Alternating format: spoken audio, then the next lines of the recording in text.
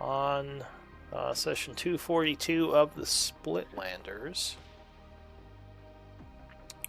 Looks like I have... well, Uslog's been doing a lot of journals. Would Estrella or Glenn like to volunteer for this week? I feel bad having Uslog do another one. Either that, or we could just not do a journal. I'll do it. Alright. You gonna do it this time? I don't mind doing the journals, just to be clear. I love doing the journals, but I love doing the journals, so don't ever feel like bad that I have to do more journals. But I do really like seeing other people's perspectives, and so I always appreciate when other people You just write want the to hoard journal. the story points. Don't even try. I know what you're up to. I have plenty of story points. I know. I've seen. You have like 12 now. Well, I'm saving them for the Uslog. Saving them for the god saving her Uslog weapon. Yeah, I mean, I just haven't really unlocked her. Raven slaying weapon. Yeah. I mean, legendary weapon. Be like 20 story points. Let's go. Whoa. Take one level in Paladin and grab a Holy Avenger. Oh, that's not everything has to be about the Holy Avenger. Yes, it does. Anyway, they nerfed it so much in 2nd edition. I'm a Holy Avenger purist. I liked it better before they messed it up. It's better in 2nd edition. I don't even know what it used to do. I just know what it does now. It was ridiculous. It basically made you immune to spells. Like, you had something like a 80% spell resist, which means like 80% of the spells that hit you would just do nothing. So you were like... Jeez. Yeah, basically every time a spell hits you, you roll a percentage die. And if you roll, under 80, then you take no effect. It just poofs out. It was ridiculous. We could always change it back. No. It's already ridiculous. Alright, what was I talking about? You guys distracted me. Alright, Estrella is Scribe, and I have Garen as the previous Scribe. Would you like to give us a recap, Garen, of last time? Sure. 46th summer in the Feywild, Estrella, through wandering, discovers that Ted is still in Malakara's lair and is being used to help the hags take control of the void corruption, much to Malakara's extreme irritance. Ted doesn't even seem to know what is being done, however. Communication is very tough. Stormcoil attempts to elicit his corrupted scale back, but the hag, as always, wants a trade in return. Glenn, meanwhile, initially begins with his usual antics to stir the pot. However, discussion with Malakar does actually bear some weight. She acknowledges the path forward to peace. Eventually, she comes up with a list of demands in return for relinquishing Ted and her control of the corruption, and furthermore agrees to a ceasefire. Masterful by Glenn, as always. At the end of the discussion, I feel unnerved, as I feel a poke in my head from someone trying to read my mind. I make a pit stop with the Treants, who all once more express their profuse gratitude to us for helping eliminate the corruption. They, however, express their distrust of this beast with the hags and remind us that there was a reason the hags were pushed to the outskirts of the Fey Courts. Again, I feel uneasy as a twitch comes over me. We return to meet with the Warden, and likewise, after reading Malakar's demands, says there was a reason the hags could not commingle with the Fey. After sending word to the Fey Courts to meet with an emissary Norbach almost instantly shows up. Really fast. He seems very chipper and friendly, taking time to speak with each and every one of us, which should be nice, but feels unnerving again for some reason. He insists we get some lunch, and almost instantly, we're in the middle of lunch. Something is completely amiss, as it seems we've been caught up in some sort of incredibly powerful magic. As we continue talking, he finally slips up, or drops hints, talking about Malin and Estrella's master. Glenn finally figures out that this emissary is none other than Oberon himself, who protests that his charade was snapped so early. However, he still is quite chipper, and after reading Malakar's demands, says he would instantly agree to all of her demands if we each answered a question truthfully to him. Oh, and MVP was glad. All right, thank you for that recap. So we were Forgotten about the questions, yeah. we were in the. Oh, I haven't forgotten about that. I've been so nervous all week. Yeah, we were in the What's he city gonna ask? I need to know. of Thornreach with what you suspect is Oberon, or who you suspect is Oberon. Has been enjoying the interaction, other than Glenn figuring out who he was and what he was up to, which he did not seem to like. Alright, he was going to ask some questions. Which I need a moment to look over some of my notes. Come on, I've had a week to think of these questions. Don't taunt the DM. He can come back to bite you. Wait, what did you say? I said, come on, man, you've had a week for these questions. Let's let them rip. Alright, the guy who falls asleep assassin me. You better watch it. And I did think of most of them. There was just one I was kind of stumped on. What I wanted to do. I'm curious who stumped you, or which character you had a hard time thinking of. Yeah, I'm kind of curious about that too. Who is it? Is it me? Is it Uslog? No. Most of you were fairly easy.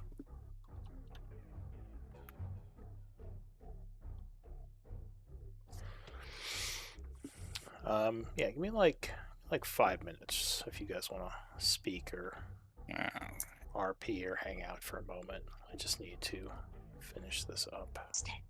Hanging out with Oberon. Hang out with the boy. Drinking wine. Take some drinks. I was just like, take a selfie, like, and post it on Instagram. Chilling with Oberon, what you doing? Yeah.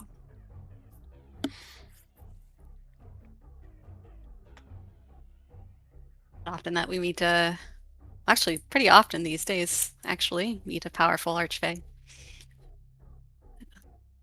Wait, so how's the hierarchy work? Like Oberon is like he's like one of the main guys in Titania. Wait, like is he on the same level as Titania in influence, or she's like? Yeah, he is. Because I'm pretty sure he's the king of the Summer Court and she's the queen.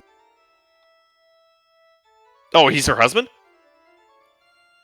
I'm not sure if they're husband. Like and wife, Feywild yeah. terms. Yeah, I like thought his, Titania was his sister, but I might be wrong.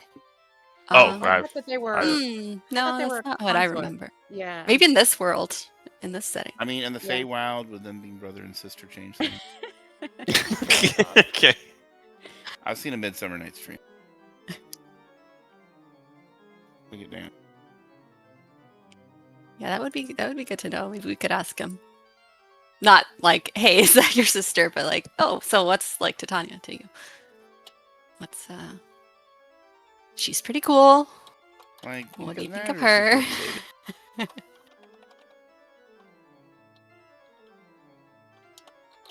But LeBron's gonna be a trickster, though. He likes having fun. Fucking hated his card in Magic. So glad it got banned.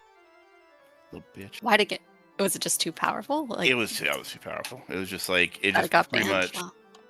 there was a fairy tale set when I was playing Magic Arena a few years ago that came out, and Oberon was in the cards, and it was just like a super easy. It was like a 3-drop planeswalker that could just continually make like food tokens for like 0, and then just like. And then you could use those to just get like free mana or a shit ton of life, and then he'd just be able to summon like goat tokens. It was like it was one of those cards. I remember Summoning first goats. reading it. It didn't sound very powerful, but like it being only 3 mana and what he can do, and just how much advantage he can generate for 0, it's just super oppressive. And I was just like, oh, that's not that bad. And then like 3 turns later, I'm just like, okay, this is bad. Yeah, once you kind of know what to do with it. Yeah, so I didn't stop playing because of that stupid deck, and then I found out later he got banned. I bet I don't know if they make those cards anymore, but I bet people are really, it's like, I don't know what it's like with the Magic community and like collecting cards. I'm sure it's pretty, like, I don't know, like collections, like collectors and stuff. Is that like a big thing with the Magic? Because even in a band, because there's so many different formats, even if it's banned, there's usually a format where it's not banned. Okay. So it's not like they stopped making the card. No. Or anything. It's not like in Yu-Gi-Oh! It's totally different because there is just a universal ban list, and so when a card gets banned, you know, $150 cards drop down to like $10 as soon as the ban. You know, so that's why people will make like big money. There's always people that like right before a ban list comes out, they'll try and like guess which card's coming off the ban list. So they'll buy like a bunch of copies, you know, for like a couple bucks, and then like hope it comes off the ban list or vice versa. It's interesting because for Pokemon cards, I mean, like you're supposed to play, but like no, that's purely for collecting. Pokemon cards purely.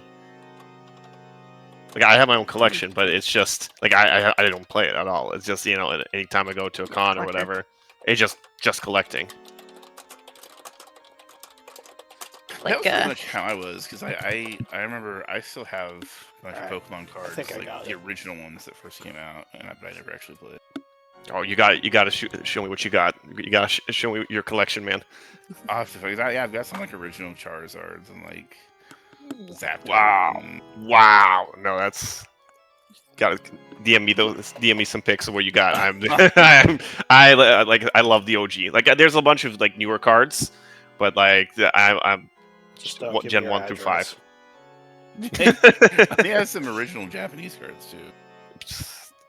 That's same. Dude, the Japanese cards had such better art. Man. I'll have to find it. It's in storage somewhere.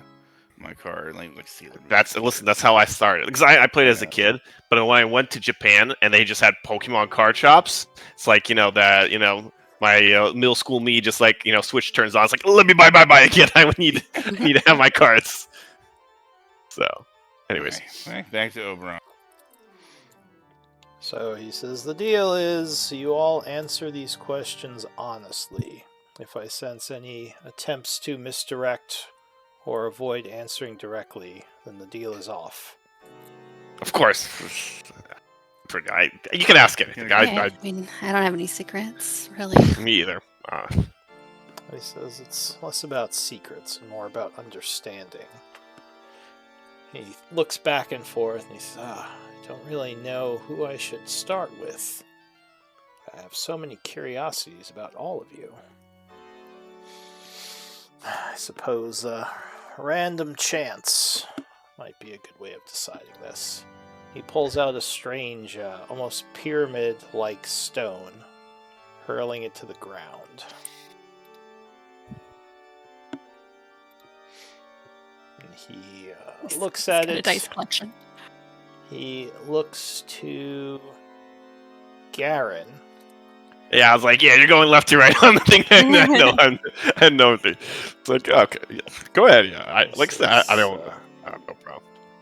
I've seen a bit of your story, and I'm curious about something. You seem very powerful, yet very afraid. He says, what is it you truly fear?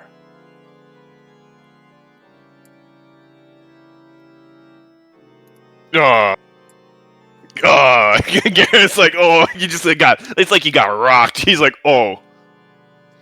Oberon sits there with a very quizzical look on his face, but you can tell he's smiling a little bit as he sees your discomfort, kind of looking at your companions.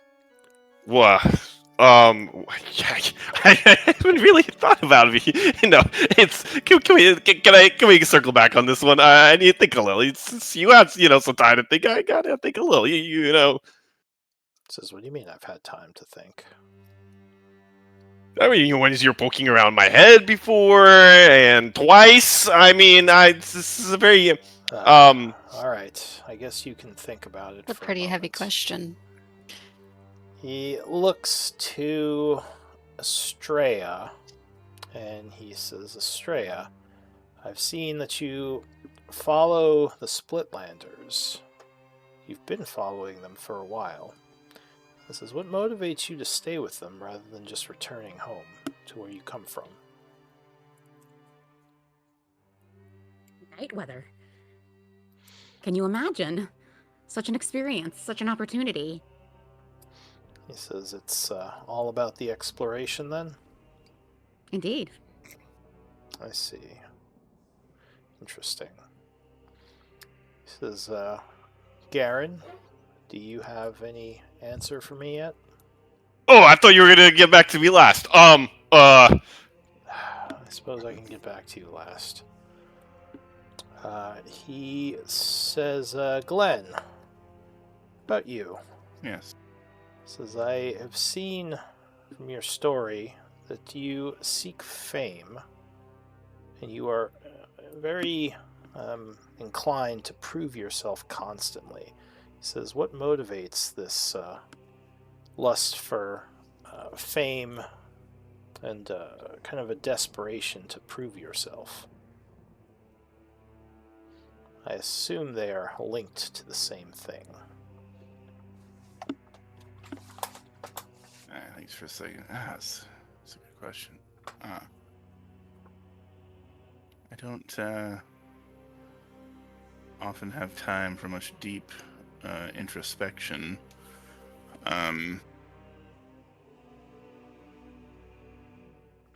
I hate to take a page from Garen's book, but would you allow me a moment to think? He just kind of rolls his eyes, I suppose. These are very deep existential Says, questions. as I said, I wish to Oprah therapy understand. session. I wish to understand better the Splitlanders. He says, and the Zatian as a whole. He says, what about you, Slog? Are you ready to What answer about a me? question? Depends on the question. He says, well, I hope you're ready to answer because that was the deal. He says, All right, hit me. my question is more direct for you. He says, if you knew for a fact that you could save the future of the Suntooth clan by traveling to Nightweather, would you?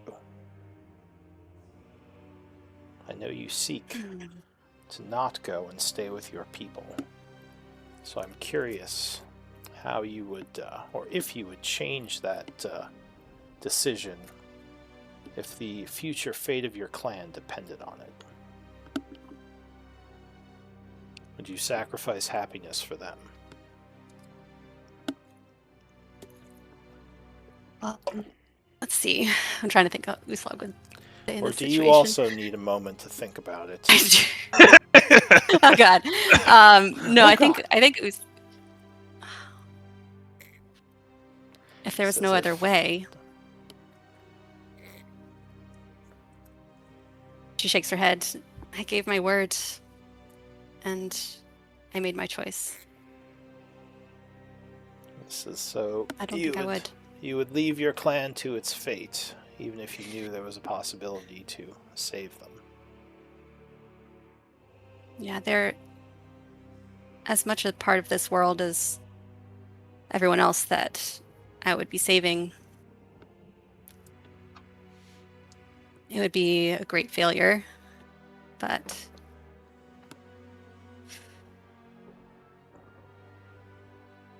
it's my answer. This is interesting. Very interesting. He now looks to the other two who are kind of sitting there thinking. The women were able to answer. The guys are like, oops. They're like, big stumped right now. He says, well, to be fair, I gave her a more direct question. So, maybe you just needed some time to think about it. As usual, the older people are much quicker to answer.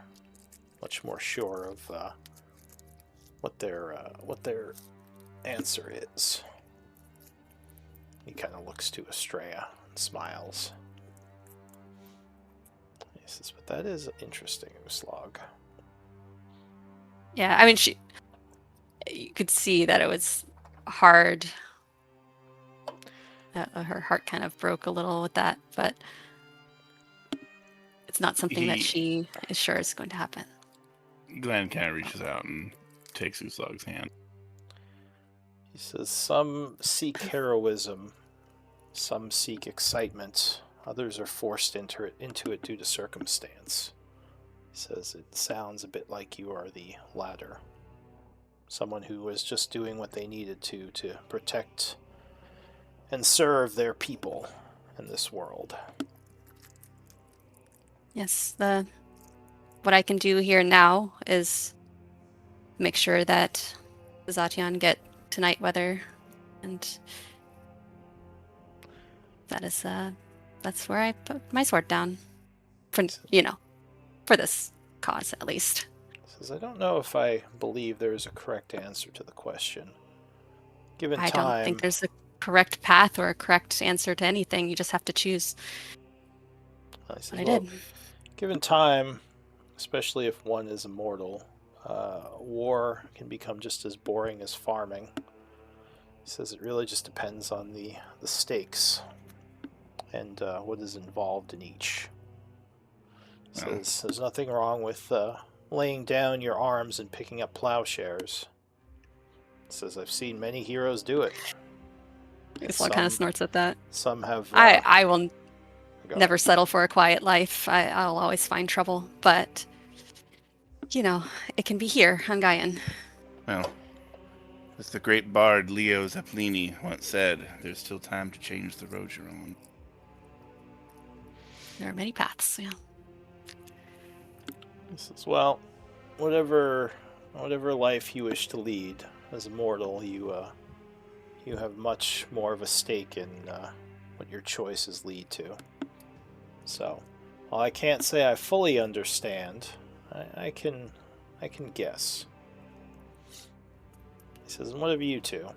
Do you have your answer yet? So far, I've been satisfied with the answers I've gotten.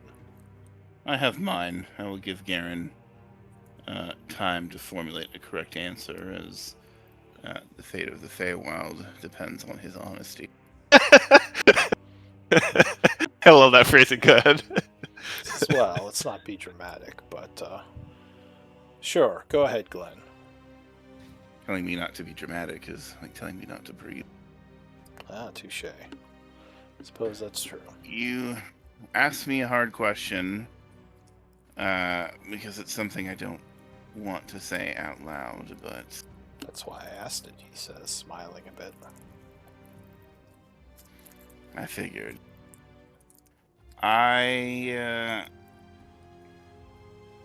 It's a defense mechanism. Go on. If I spend my time focusing on becoming great and famous and amassing deeds and people knowing my name for music and other things, then I don't have to spend time thinking about, or I don't have to entertain questions about truly what a failure I am. He says, never fully forgiven yourself for something that you can't change. Is that it? Many things. It was my fault, truly, that my wife died. It was my fault I let my kids be captured. It was my fault I let them languish in captivity for years without the power to do anything, and it was my fault that it took until I finally had the strength of others to free them. Gives Glenn's hand a squeeze. He just nods. Says, well, I'd say it's all your fault, but You certainly did play a part in it with some of your decisions. He says the information and services you gave to Patience Blackwater has actually wrought much more destruction than anything that happened with your wife and children. He says, go ahead. These thoughts keep me up at night, but when I think and focus on fame and grandeur, I can forget about that for a time. He nods and says, I can understand that. Very well, I'm satisfied. And what about you, Garen? Seems we've Garen's saved like, the best for last. He's like whistling over, and he's like, "Sorry, what was the question?" No, look, okay. He's like, "I'm kidding." Look, I mean, fear is not a good thing. I don't live in fear of anything. Look, I've had I've had a bad life. I'd say, but the cards didn't shake out to me well. I've seen some tough stuff, but I can't say, I live in fear of anything. I've gone through a lot of stuff. I've seen through a lot of stuff, and fear. It's not good. It's not. You shouldn't ever live in fear of anything. And out of character, no one has to do an insight. That's big bullshit coming from him. Like, absolute bullshit. Yeah, he's spewing. Ursula actually is raising her eyebrow a little bit. So and she Oberon, just kind of mutters, I have some theories. Oberon would Not her stance. his face would get a little bit more, or a little bit less gleeful and more kind of neutral, and he says, "Is that your answer, Garen?" He's just gonna look at his group, and he's like, "Guys, do you believe me?" You're afraid of your own power, I think. Garen, Go ahead. He walks over to Garen. He puts his hand on his shoulder, and looks him in the eye. If you say that that's your answer, then I will believe you. But I'll tell you right now, this is the one and only moment that you have to earn my trust. And if you lie and do not answer truthfully, I will never trust you. Garen's face just absolutely contorts into it's like you bit into a very, very sour lemon. He's like that's. If you answer truthfully, I know it's painful. Do you not think it was painful for me to answer? But if you do, you will have earned my trust. He kind of looks at is Celia with us, by the way, or no? She was not brought in here. He only brought the Zati on, so it's just the four of you. He's squinting really hard. Kind of just walks around a little bit. So just looks down and he says, "It's loneliness. It's ever since even when I was born, I've been left behind. Whoever my parents were, whoever, Malin and those guys rescued me. They left me. That mad scientist making me believe, and it's loneliness from a feeling of inadequacy. Clearly, I was not adequate enough for whoever my parents were. Clearly, I wasn't adequate enough for whoever that guy was, since he kept pumping magic out of me or whatever. Garen left the first time. I was You mean Malin left the The first weakest. time? Sorry, Malin. Yes. Oops. When I left the first time, when Malin left the first time with the group, I was, on, like the runt of the litter, and now, he won't even, almost doesn't even recognize me.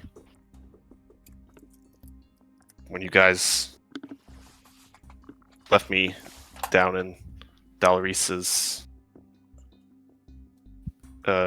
cave, I know it wasn't, I know, it wasn't intentional, but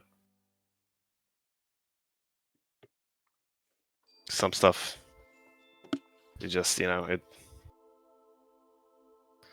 it's like a rhyme. It repeats over and over again in your life, and that's something you can't get past it.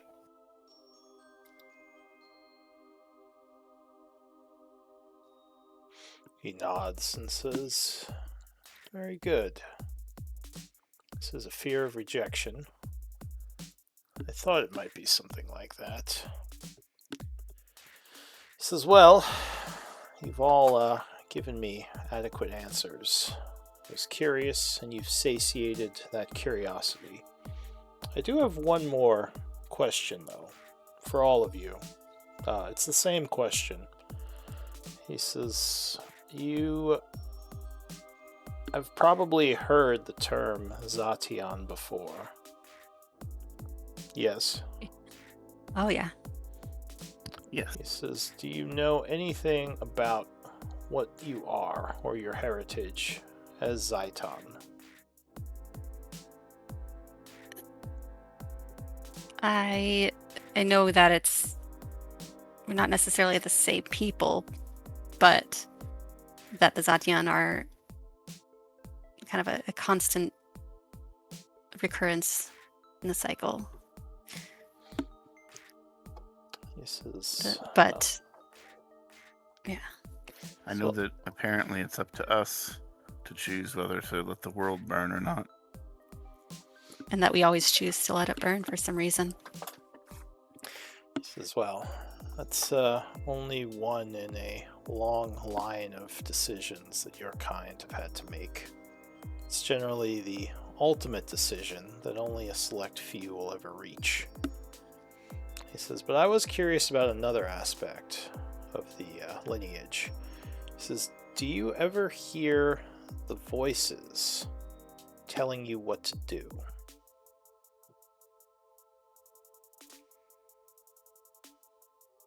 Slug thinks I don't think I have. Yeah, Glenn, I don't believe him. I mean, out of character, I can't think of anything like that. So Glenn would say, I don't remember ever hearing a voice telling me what to do. Trying to remember if there ever was. He says, well, if you don't remember them, perhaps do you remember a point within your existence where it all started?"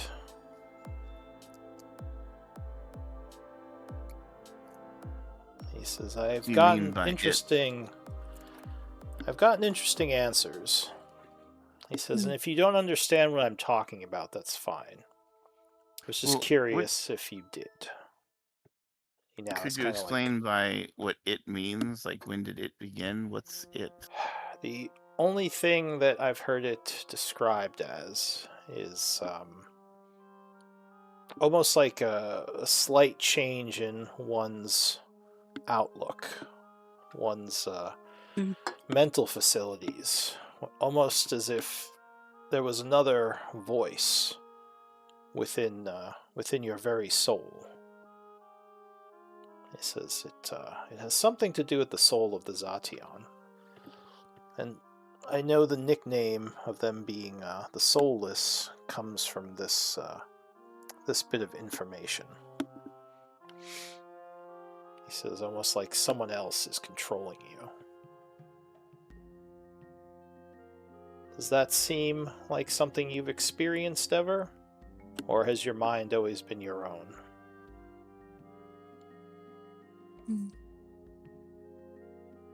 I mean, I believe my mind has always been my own.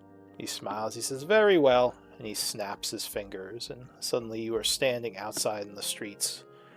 People walking around in Thornreach.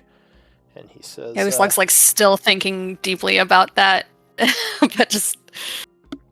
He says, "Now your end of the deal has been completed. I shall go and speak with Malakara and see what we can figure out." He says, I appreciate the insights. I believe they will be more valuable than any deal struck with the hags today. Something I can take with me for the next 100 or maybe even 1,000 years until the next Zation show up here." Oberon, I would ask something of you. I'm sure it's a long shot, but I suppose I have to ask anyway. Yes, what is it, Glenn? The magic you wield, the ability to freely alter reality. He says, "Well, it's not exactly freely, but go on. There are caveats to how my magics work." It is wish, isn't it? He smiles and says, "It is similar. But wish is, it's a much more limited type of magic. Both can be very dangerous if wielded incorrectly. It took me many years to perfect what I can do now. And again, it is dangerous." I know the limited aspect of it us mortals can wield. Is it possible for you to teach me this? Says, "Of course it is. It would actually be fairly easy for me to do something like that. But why should I?"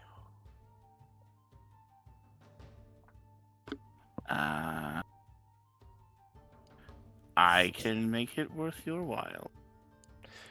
He just laughs out loud. He says, "Really? You have something to offer me then?" "I'm curious. What exactly would make it worth my while?"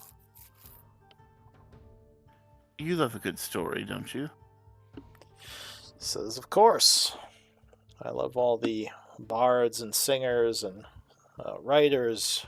The many, many stories I've read over my many years of existence." He says, "Even a bad story is interesting." How many cycles have you watched on Gaian? Yeah, how many cataclysms have you seen?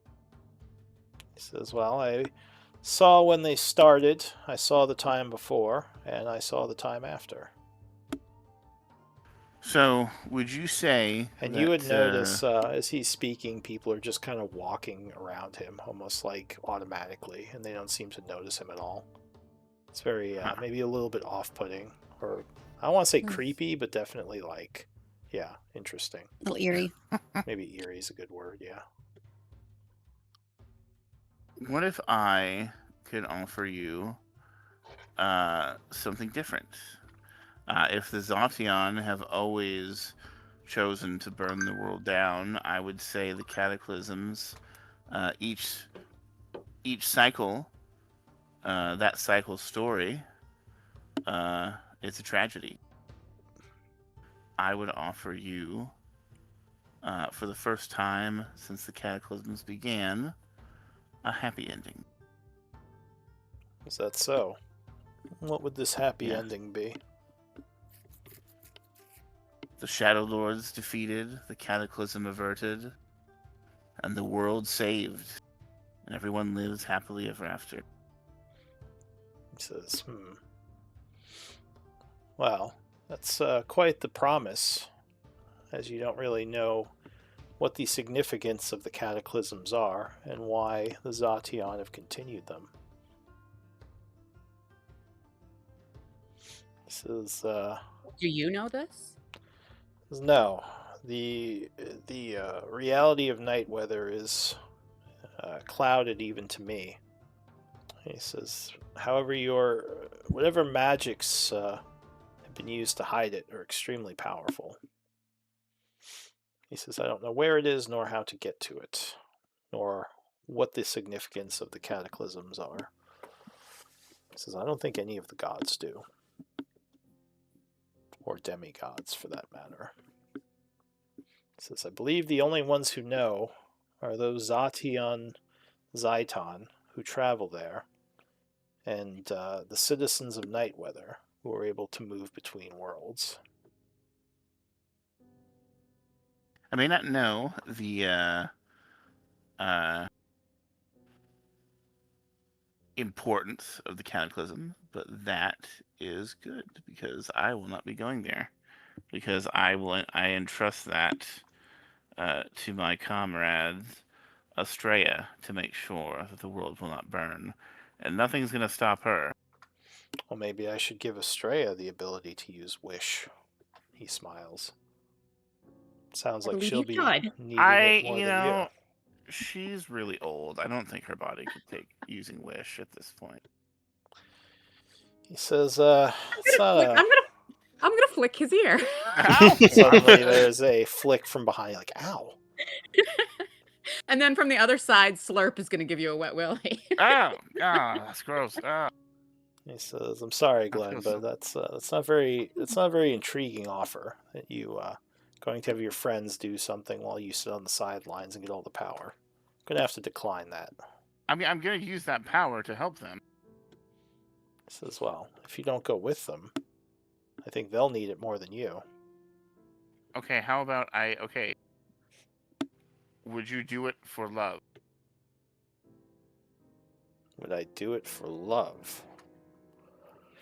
Yeah, can I approach closer?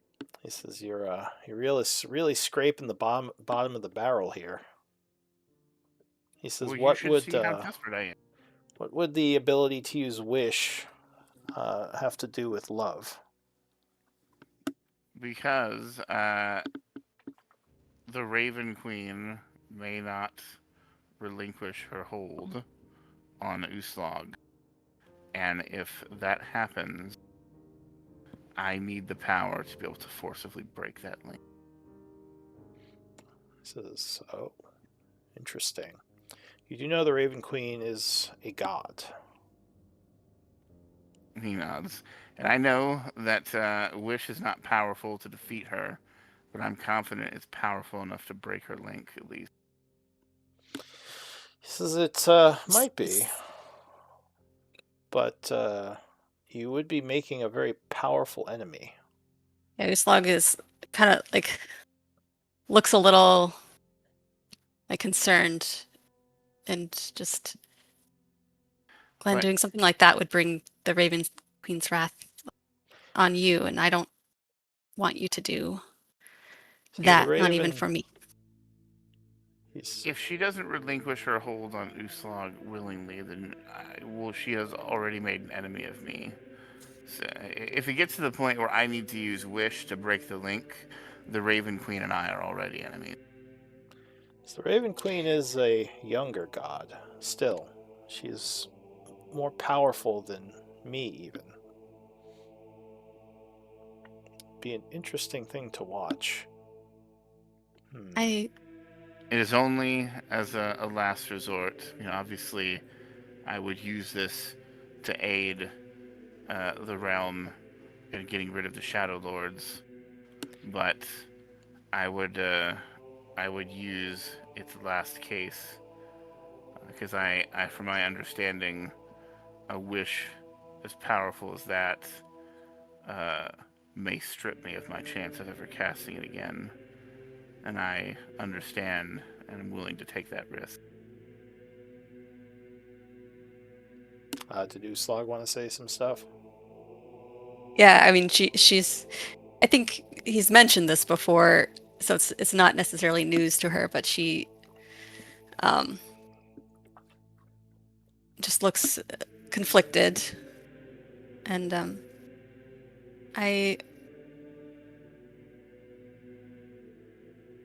Glenn, I don't want you to take that on yourself, and I don't want you to face the consequences for that.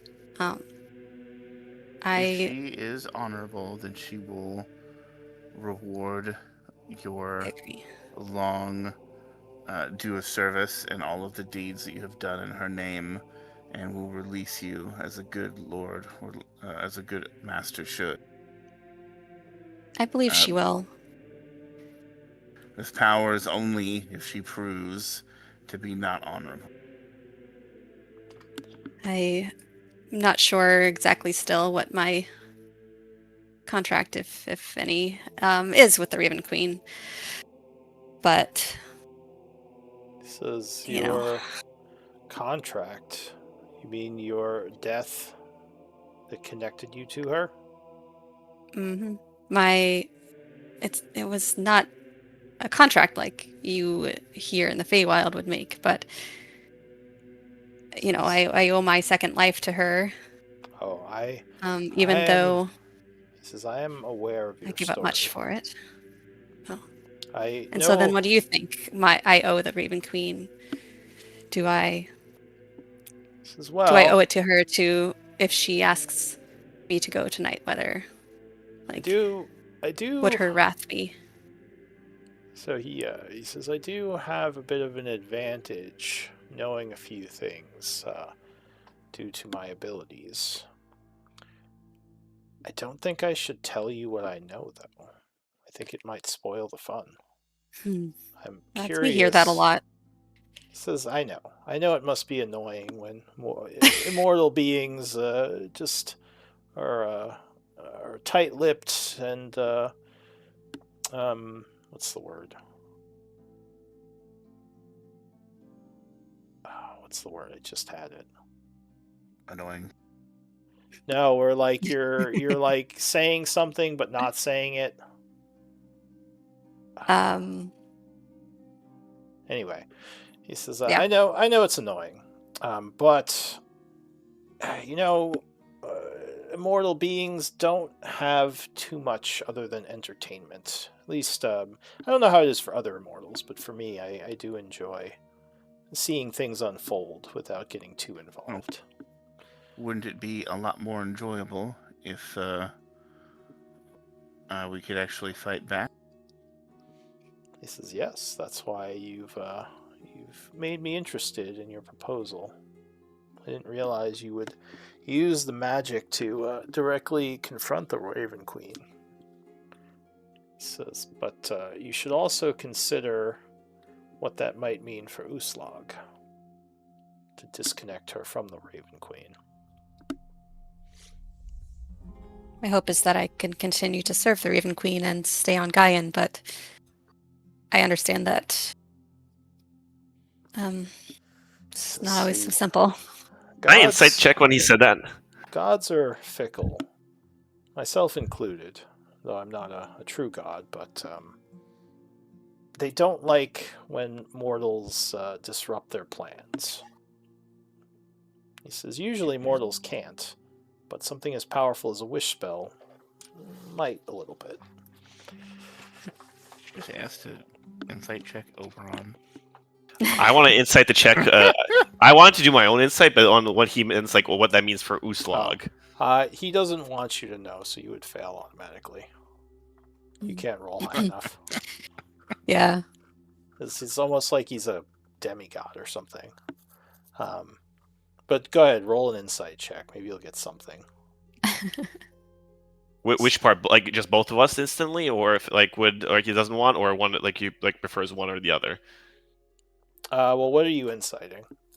I'm inciting because he's like, well, if you sever her connection, do you know what that means for her? Actually, I'm like, wait a minute. I mean, you could roll for that.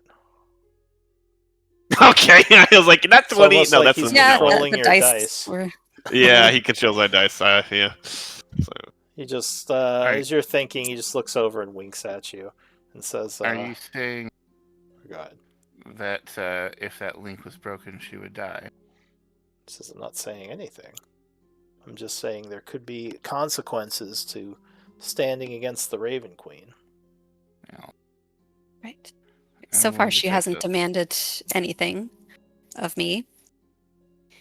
And I was led to believe that I still have a choice when it comes to things.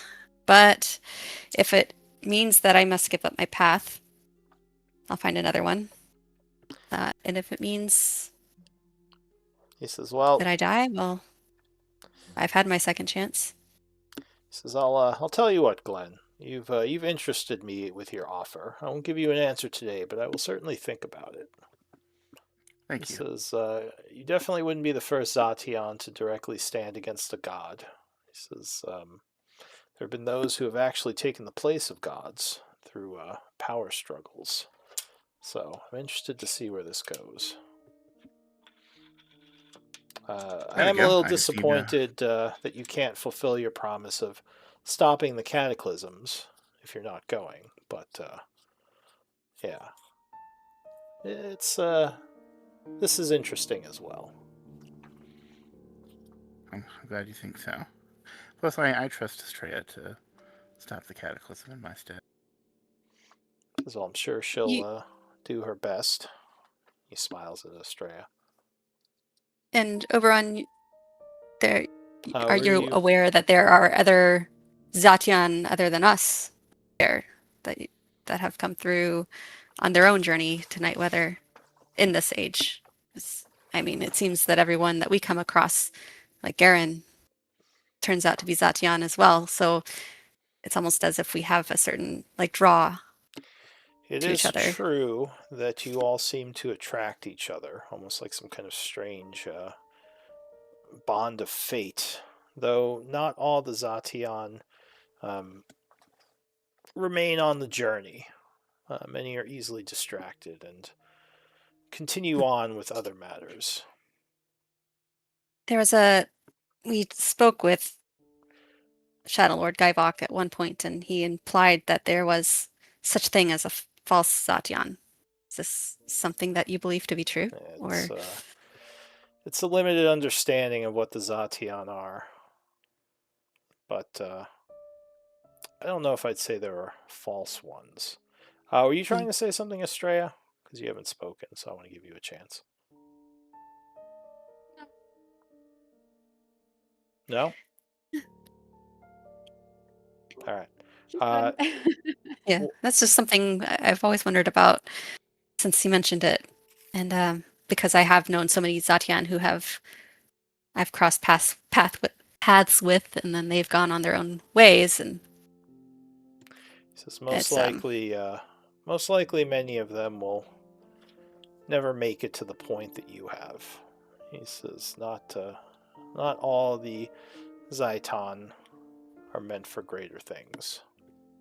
Is that an archaic term for Zatian, or have we been saying it wrong this whole time? He says it's how it was said long ago. Zaitan. Maybe a different translation, but more recently, Zatian is the word that, more in the modern times. I guess in the modern cycles, it's I think we should bring Zaitan back. It kind of flows off the tongue better. As well, call yourselves whatever you wish. But I think that was the original translation. From Celestial, I believe. I don't know the exact Celestian? roots of it. Oh, Celestial. Is Garen saying anything, or is he also being kind of quiet, maybe a little bit shy about revealing his fear? Yeah, he is. Yeah. All right. He perked up a little bit about because he cares, like Uslag, if she were to die, he was like, that'd be unfortunate, but otherwise, he was quiet. Yeah. This is I believe given us a lot to think about. Yes, for sure. I believe that concludes our conversation. Tanya said she didn't have much time to speak with you, so I'm glad I had a chance to actually communicate a bit. He says, enjoy your stay in the Feywild, and maybe I'll see you again. Yes, thank you. We answered your questions, honestly. What does that mean for the things with the hag? He says, I will go I didn't mean and to interrupt. speak with the hag, and we shall come to an agreement. Most likely, the people of my realm won't like the agreement, but, well, it would be better to prevent a full-out war with the hags than to try to force them to come to our terms, because they definitely won't. She does have an upper hand now with the new power she's acquired. So that will be taken into consideration when I deal with her. He says, Awesome. so you can leave my realm knowing that you've helped to defeat the corruptions and secure a better future for it, at least for the time being. He says the powers of the Feywild have been long sought after by greedy wizards and druids and all sorts of different arcane and primal users. This is but another story in a long line of corrupt individuals. He just sighs. Fucking greedy ass druid. Says the more interesting part was you all showing up here. Says, I'm sorry I couldn't get to you sooner, but I figured this was the most ideal time for me to talk to you once you've had some time to interact and develop your stories here. I'm glad we were able to help ultimately. He says, yes. Yeah. All right. So we have some people that we would like to help that are affected by the corruption. I know you're going to speak with the hag, but is there a way that we can help with that, or do you have confidence that she's going to lift that anytime soon? She says that will have to be part of the deal we make, and I will decide if helping them is worth the cost. Okay, because I'm happy to go in fighting, pull them out. You know. And he says, "Oh, do you wish to What I fight do- the hags instead of doing this? No. Instead No. of doing this peace treaty?" No, I don't. He says it might make things better overall, but it will be costly. No, I just wanted to make sure that we got our friends to safety, and wasn't sure if that was going to be part of the deal, but it sounds like it is, so. It will probably be. Okay. We will bargain. Well, let us know if it's not. Oh, Oberon, would you and Titania like to come to my wedding with these slots? I assume it's going to be on the prime material plane. Most likely. I mean, I could, he shrugs and looks at us like, I suppose we might be able to have it here. I invited, Malakara as well. So. Well, if you do There's have no it glass. here, I'm more likely to attend. Though I might not attend in a form that you will see. If you have it on the prime material plane of Gaian, it's 50-50. Interesting. Okay. This looks like I'm learning a lot about this whole wedding thing. It's something I'm not familiar with, but it seems that it's a bigger deal in the Empire than it is among my people. So, it's more of a party, and yeah. Yes, I like the chance for But all of course, our friends, when Glen enemies. Whisperwind's involved, yeah. Yes. We invite enemies. I'd love to. Again, I told you if Malin was willing to set aside a day of truce, I would invite him as well. Assuming this is before we kill him. It's all right. Yeah, I would like to see him there. I'll leave you to your to whatever you're doing now. I will go and speak with Malakara, and we will figure out a good truce for the time being. Right. Alright, so with that, he would smile, and suddenly you are standing back at the hotel. You would see Boulder Bottom and Sleera there, and they are talking to each other, and Sleera just kind of smiles as she sees Garen and the rest of you giving you a nod. She says, "Where have you guys been?" Oh, we were just hanging out with fucking Oberon. This is Oberon. I thought you were talking to the diplomat. Yeah, he was Oberon. She rolls her eyes. She said, "Yeah, I bet." Really, Glenn, Boulder Bottom says, you gotta work on your stories. Even I think you're full of shit sometimes. That was Oberon. Sure it was. Some elf just hanging out in the courts was Oberon? Yeah, sure, Glenn. I back him up on that. If my word means anything in this. It was. You two got nothing better to do than try to prank an old man? Come on. Come on. Also, guys, he moves over to Garen and puts his hand on his shoulder. Guys, come on in for a group hug. Okay. He kind of waves everybody over. Garen's scared of being left alone. Oh, fuck you. We need to show him that we're not going to leave him like everyone else is. Oh, well, fuck you. Garen arches an eyebrow. Uslug actually does give Garen like a genuine... Okay, thank you. Okay, thank you. I love you guys too. She kind of ruffles his hair a little. Well, now I feel like I did miss something, Sleera says, and smiles at Garen. Yeah. Well, is the diplomat ready to go speak with the hags? And what's our involvement in this?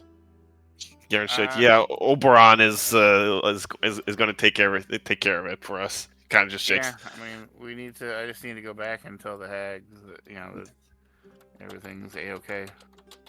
Not a big fan of him, but well, if he'll take care of things.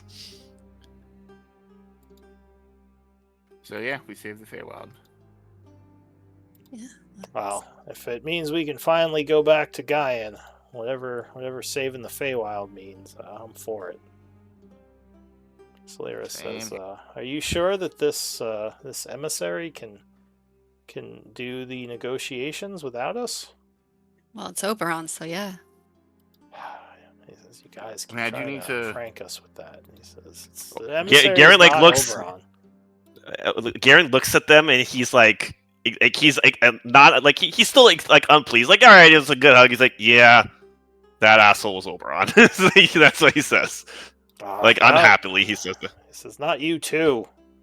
He says, "Damn it, stop with this Oberon stuff." Does it look like I'm lying? And like he gives a very unhappy look at them.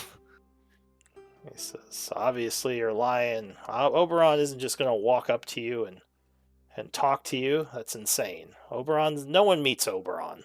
He's like a forest personality. Except maybe the Zaitan. Sorry, Uslug would say Zaitan. That's right, yeah, the Zaitan. Well, I'm so sure you guys met Oberon," Sleera says. "Can we just drop it and move on?" I think she's jealous. She's never met Oberon before. I'm surprised how that could have happened, Sleera. I mean, he's never shown up at Titania's Fort Revkar? Says Oberon doesn't show up anywhere. I mean, no one meets Oberon. Well, you know what? A couple of really powerful court people. I invited him to our wedding, and he's going to show up if we hold it on the Feywild in the Feywild. Give me insight checks. Garen's already picking up. He's already getting a good idea. God damn it! But I think out of character, I have a good idea what's going on. Oh shit! Yeah. God damn it. fucking magic. Well, with a 15, it does seem like they're overly challenging of you meeting Oberon. You wonder if some kind of magic 26. is affecting them. Or Yeah, their he's like, yeah, memories or it's mind or something. yeah, it's magic. That's why. Yeah, makes sense. I mean, all those As people soon as just you walking said that, past I was us. thinking about it, and I'm like, oh, you're right. Shit, it's magic. Anyway, Well, I mean, that's what demigod can do, I guess. so other than hanging out with Oberon, he Boulderbottom says, like with quotation marks, he says, "What else are we doing? We going back to see the hags? We headed home? Yeah, What's I the need plan?" to make sure she releases Ted. Says, yeah, the kid. It's probably better if he's not left with her. What if she doesn't want to release him? I mean, we kept our word, so. Says, Yeah, I don't think she's. Did you mention? Shit. Did you mention Ted to the emissary? His bargaining thing? I think We I did? Yeah. Did you mention him? Yes. Pretty sure I did, yeah. When did I remember you mention Glenn him? saying I remember When him he saying was- something about like in the spirit of honesty or Yeah, something. exactly. Yeah. When he was still the emissary. Right. All right. So you did kind of mention that. Did you say what he was, or just that she might be using him to control the power? Yeah, that he was the void. So you did identify him as a chaos incarnate. I mean, he just referred to him as like the void, but yeah. The void. All right. Well, Boulder Bottoms shrugs and says, "Well, just let me know when we're getting out of here. Been enjoying. Well, I haven't really been enjoying being back in a city. Be nice to be back out in the wilds again." Slayer says, "Yeah, I think it's about time to move on from Thornreach." Oh, Boulder Bottom, you dirty old hippie. He just puffs his pipe, shrugs. Says, "What can I say?" No wonder you and Estrella get along so well. He says, we're Stirring the kindred pot. spirits. He gives Estrella a wink. Plus, I know better than to piss her off. He chuckles. Okay, I'm going to. Can I insight Boulder Bottom? Is there any way I can tell if he has like, when he said that, if there was like any romantic connotations in his feelings? I mean, you could roll an insight check. Okay. Yeah. Shit, it's plus 10, so it's 13. You're not sure. They seem like they are friends more than there's romantic feelings there. Okay. I'm going to pursue this though. I don't care. Boulder Bottom. Because he's kind of an older dwarf and she's an older human. So they're kind of... Yeah. I want to talk to you a little bit. Make some time for me later. So sure. I mean, once we save the Feywild, I guess. Exactly.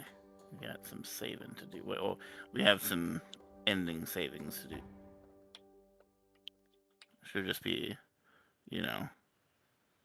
a quest turn in and we out. He says, "Well, let me go get some supplies. As long as we're in the city, I might as well stock up." Now you like the city. Says, "It's useful. I trade in cities. It's the only. I don't like living here, but certainly I can get some amenities that make life in the woods a little easier. Anyway, I only need like a half hour." Alright, so what is everyone doing as time is passing? Well, let me know if you're doing anything. Otherwise, I think we passed time until we're gonna go back to the hag, or TP back to her. Yeah. All right. Yep. So, How much? Yeah. Is you are waiting. Let me see something.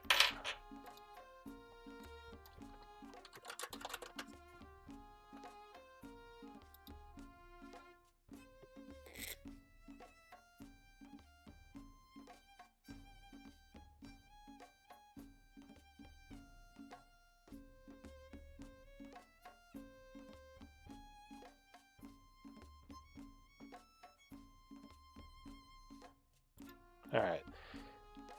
So where is Estrella during this time? I don't know. I'm just waiting to see what we do next. I think I still like I was my plan was to get back to Gaian and empty that crystal when we have a chance. So I mean, during the half hour that's passing, where is Oh. Estrella? With the rest of the group, I guess, unless they splinter off, but I would be with the main group. So I assume Boulder Bottom went to the market, and the rest of you were just kind of waiting in the Phoenix Guild area. Yeah. Usoc might actually sit down with Estrella for a little bit and just ask her about this what did you call it? Dao? You said it's more of a passenger of sorts. Does it how did you pick that up? Just a little curious.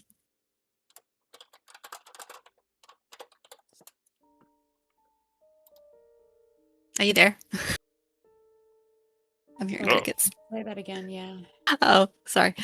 She would ask about the Dao, if there's anything you wanted to tell her about that. Well, I don't really know that much about him.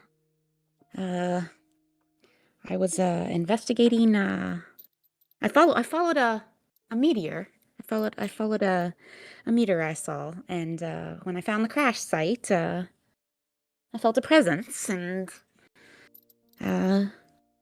he was in distress and informed me that I could assist, and I agreed. And Slurp was there with me, and we both gained new abilities. Can't really explain it. It's been quite a few years, and him there, but he's been rather quiet until just recently was the first time he spoke to me. When give me a second, my brain just what's the dude's name? What was the name of the wizard in the red robes that helped us at the windmill? Yeah, the red wizard guy. I'm gonna know it as soon as I hear it, but I can't remember it at the moment. Reldum? Reldum, yes. Yeah. I'd never heard the Dao speak to me until Reldum gave me that mote of power. So I think that awakened him, but he's still gathering strength. So he's been getting stronger. Perhaps. Really interesting. Yeah.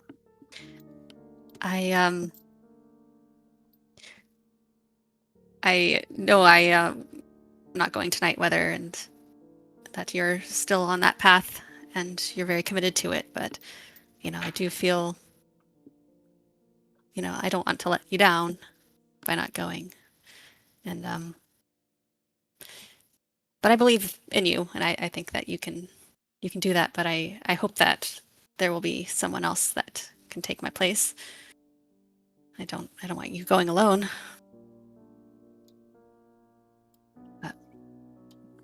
So, as you are talking to her, you hear a couple of gasps coming from several of the wizards in the building. And as you turn around, you see there is a woman who looks pretty badly burned, limping into the main area of this wizard. I don't want to say guild, but the building that they're in. She looks to you two and says, Estrella, and then she falls to the floor. So tries to get up in time to try to catch her. Several of But probably the doesn't make it. several of the wizards kind of run over. Do I recognize her? Give me a perception check, DC 25. Because she seems to know my name. Okay. Estrella. Perception. So something seems familiar about her, but you can't Hmm. place it. A bunch of wizards are just kind of looking at her, looking at each other. Does anyone have healing magic? It's like I mean, I would immediately we're try to heal wizards. her. Yeah. And luckily the druid runs over and you Yeah. start channeling healing energy into her, and like, oh, thank God, there is a healer here. So she looks exhausted as her eyes kind of flutter open. She says, "The grove, it's under attack. Please, help, This is Brenthara? help." The Grove. Okay. Well, I thought there was a Vareth. ceasefire. She passes out again. Wait, what did she say? She said, "Please help Vareth." The Grove is under attack. Oh.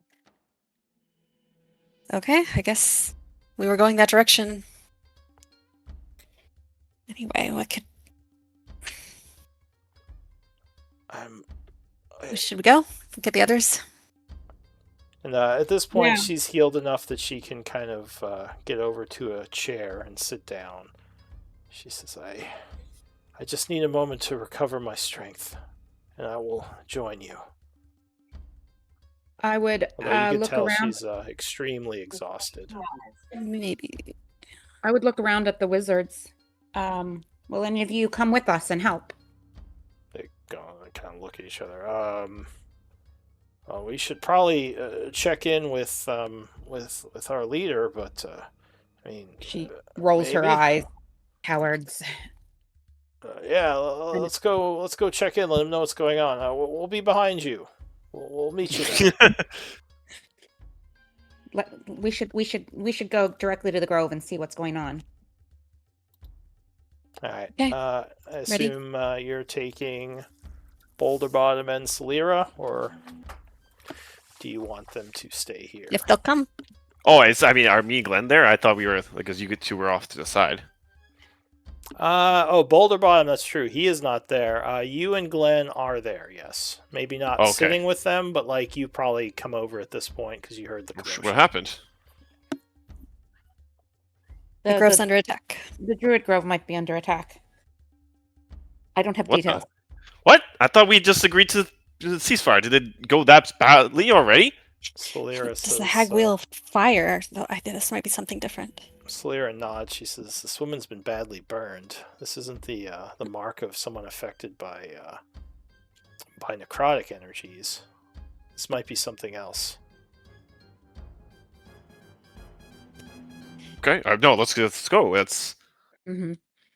All right. Yeah, Yeah, I would.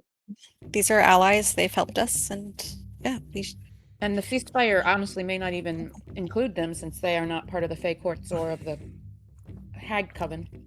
Celira would look to you and say, "Do you have a way of getting us back there quickly, Estrella?" Yes. Oh, wait, I just need to find a tree. All right, So the nearest large plant I would walk up to. she says, "I'm not sure where Raldo is. I guess we're gonna have to go without him." All right, so I'm not sure Glenn, if coming? Glenn is awake. Yeah, man. Oh, okay. I have to cast this at level 7. All right. Well, why don't we take a break before you guys head there? All right. I'm gonna get a coffee, and yeah, we'll continue in a little bit. Mm-hmm. All right. Sounds good.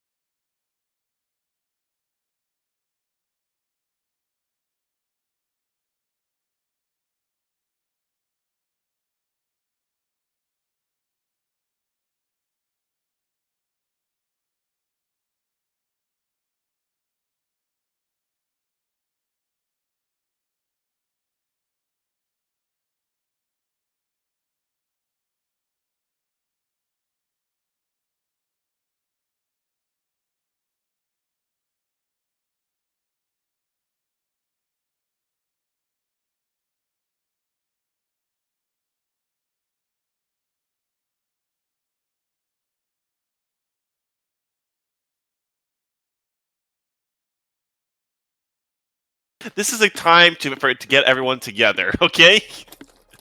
Half the people at the table want to kill each other as well. It's not like, everyone's just glaring at each other. Malik and Guywalk staring each other down. Mal and is staring down Patience. Everyone's like just looking at each want other. to stop the cataclysm too. This is true. Yeah, Guys, we all want to stop the literally cataclysm. But Let's all come also, together.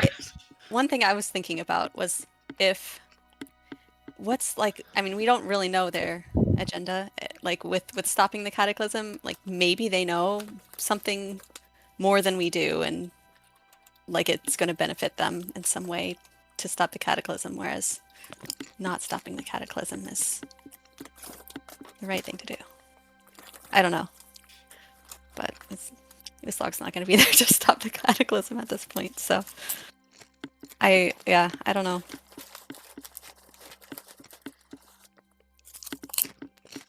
I really hope that we resolve things before Night Weather with the Shadowlords, because if they end up going to Night Weather, like if the Shadowlords make it to Night Weather, that's gonna be oh my god for a slog. But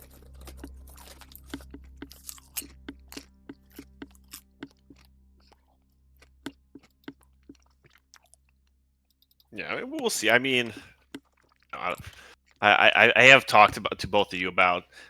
We'll see to what degree, but I do obviously don't want the Malin thing to be just off on its own thing. I'll pitch it to Lou, but the idea, I do want to have it progress the story in a meaningful way. So not just another side wild goose chase. Not a hijack, not a total hijack either. But like I said, I don't know. I think there's potential. yeah, I mean, I think Malin's gonna be tough enough to beat already with his Fire Giant army. With Shadowlord. He doesn't the point is even if he got all the Fire Giants and maybe we can inflate the numbers even, he doesn't stand chance against the Truvian Empire. He knows that, everyone knows that. He's not some sort of big secret. So he's got to do his own maneuvering as well. So yeah, just putting that out there.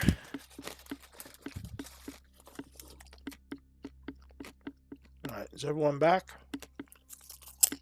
I think Mary's still away. No, I'm here. Oh, all right, we're all here. We are here.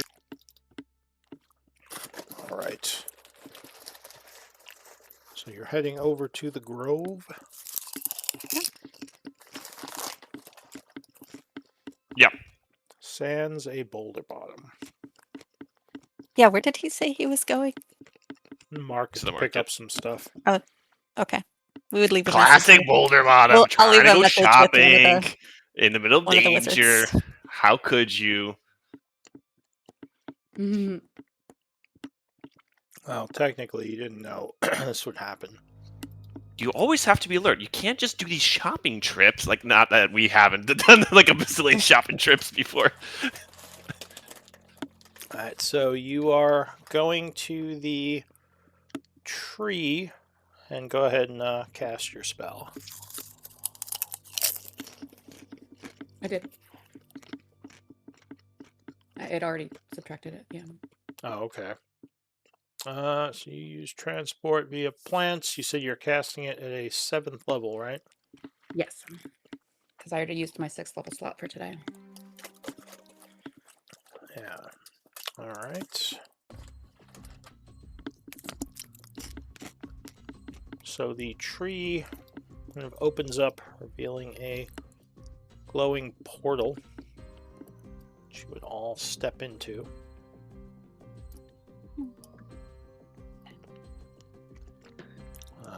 Bringing you to someplace new. I think we'd be down here, I assume. Yeah, just was it inside the grove or kind of on the outskirts? It was on the edge, yeah. Okay. Outside. So you immediately feel an intense heat as you come through, and you realize there must be a fire burning somewhere close, as there's a bunch of smoke in the air, and probably some burning like ash falling from above. What the hell? What? Where did this fire come from? Would the hags learn how to like go burn stuff all of a sudden? What is this? The only person I know is the Slyris says we should fire hurry. firekeeper. What's his name? Hurry on. Yeah, let's go. Yeah. Yep. I look at Glenn. And like Garen looks at Glenn. He's like, we couldn't even trust her for what, like a day or whatever. I can't believe this. I don't think this was Malagara. Who else could it be? They're right next to each other. All right, let's put out the fire. Guess we'll find out. Yeah, as we get closer, the slug looks around for any movement in the smoke, any large tree shadows. All right. So you are running up ahead through the burning trees here. It's starting to get a little overwhelming with the smoke and flame as you're going through. I would say you probably have to make con saves. DC 10. Well, it's not overwhelming. It Luckily, Slug cannot roll below a 10. No! Alright, Garen. 1 point away. It's too much. I can't breathe. So the smoke is overwhelming you, and you would gain 1 level of exhaustion. Oh no! Guys, wait a minute. I'm all for it. Something over his face help at all? Like a Can wet rag? Well, after that, as you get closer through the clearing up ahead, you come around the trees into a grove area. Were you saying something, Glenn? Yes, but I think I'm going to wait, actually. Okay. So...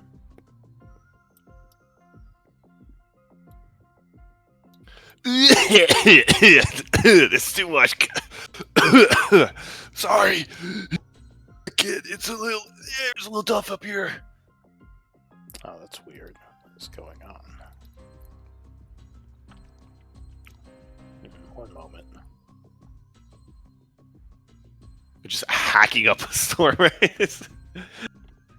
He's not the most Constitution guys. I'm trying. Yeah. Trying. He's not the most con guy. Do for him. Oh, I see. But yeah, this guy. Sorry, the lights are out. That's why. Alright, so you see up ahead, and you hear, it sounds like a bunch of laughing. You see there's a bunch of dead treants. And there What the hell?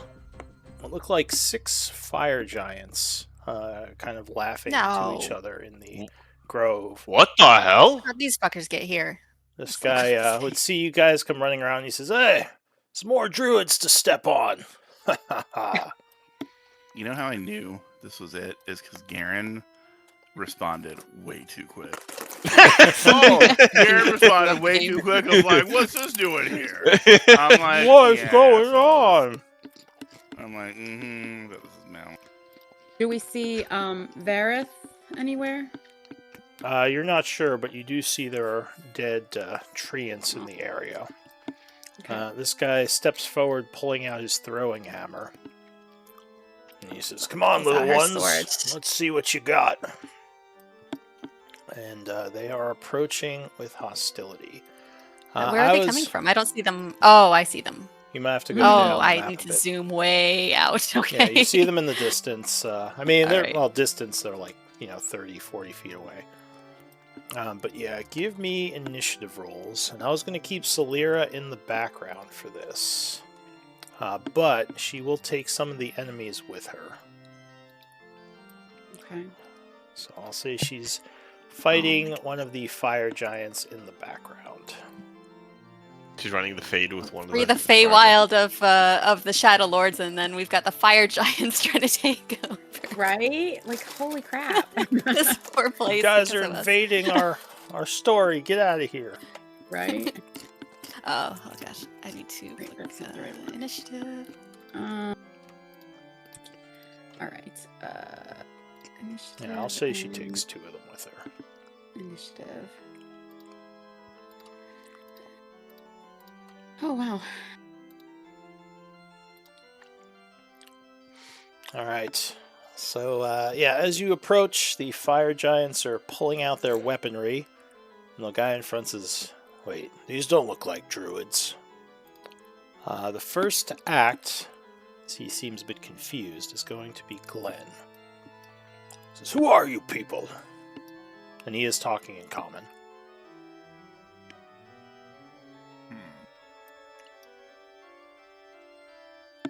What do you want to do, Glenn? I assume we wouldn't be on top of each other. No, you can spread out within Yeah. 20 feet of each Gary's other. luck started moving forward as soon as she spotted the fire giants. She was like, sword out. I'm just zooming out.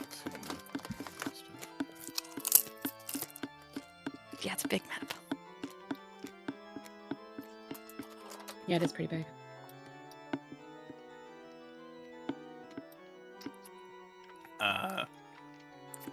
Glenn looks angry.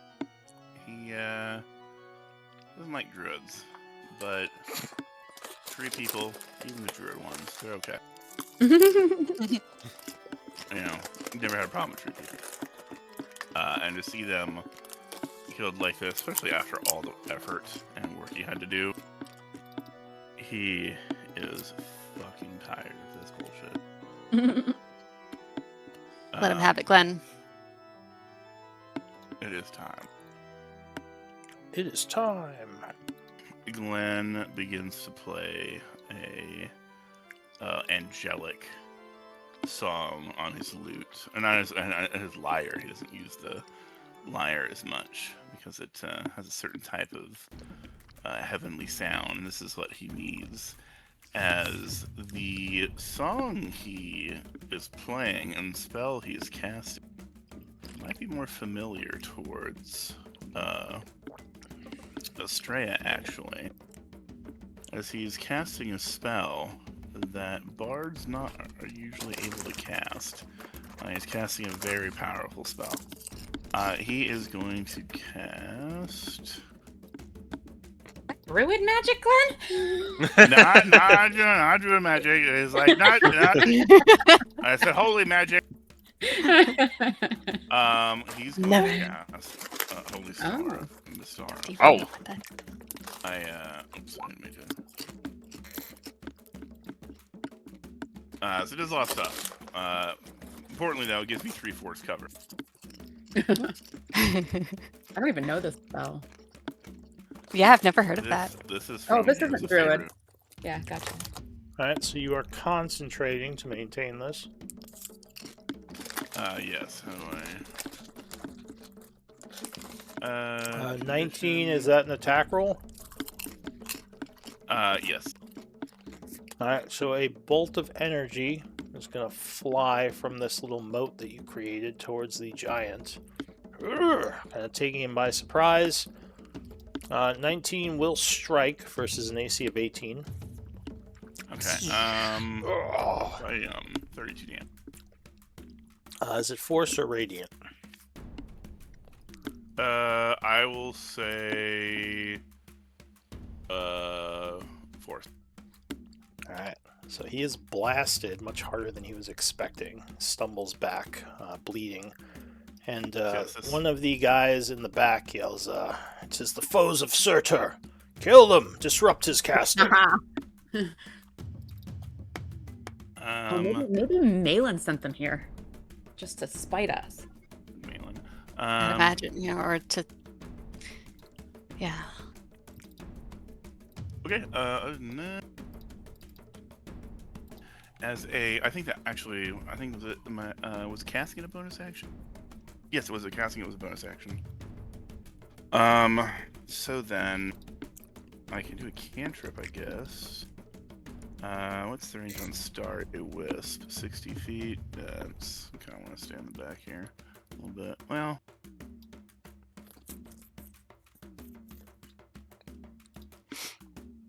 I can get 10 foot closer. I'll cast Starry Wisp on the same guy. Alright, so you blast some more radiant energy at him. Let's see. Boom. Starry Wisp. Ooh, 15 misses. Now, that is going to bounce off his very large set of plate armor. Okay. Oh, right. These guys are hard to hit. Yeah. I'll leave my turn. So, Solaris says, I'll pepper them, and she starts firing at the other giants who are kind of drawn off to the side. Uslag, you would be next. Yeah.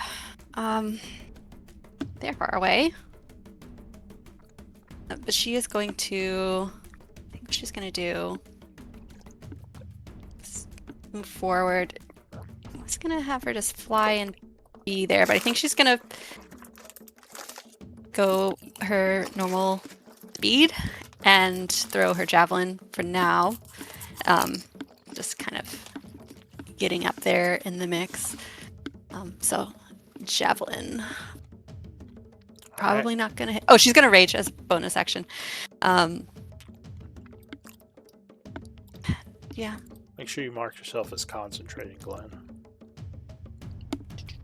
Wait, 6 plus. do that. It's not under conditions. No, it's at the top of the combat manager. There's like a bunch of buttons. One of them is concentration. Oh, there we go. Boom. Common ones. There we go. Alright. Okay, so she's going to attack. I was just checking to make sure I could do that from range because I always forget. But yes, going reckless for this. Yeah, it just has to Maybe be a bad strength idea. attacks. Yep. She's doing it. Alright, She's so gonna you go for the advantage. leave yourself open to attack.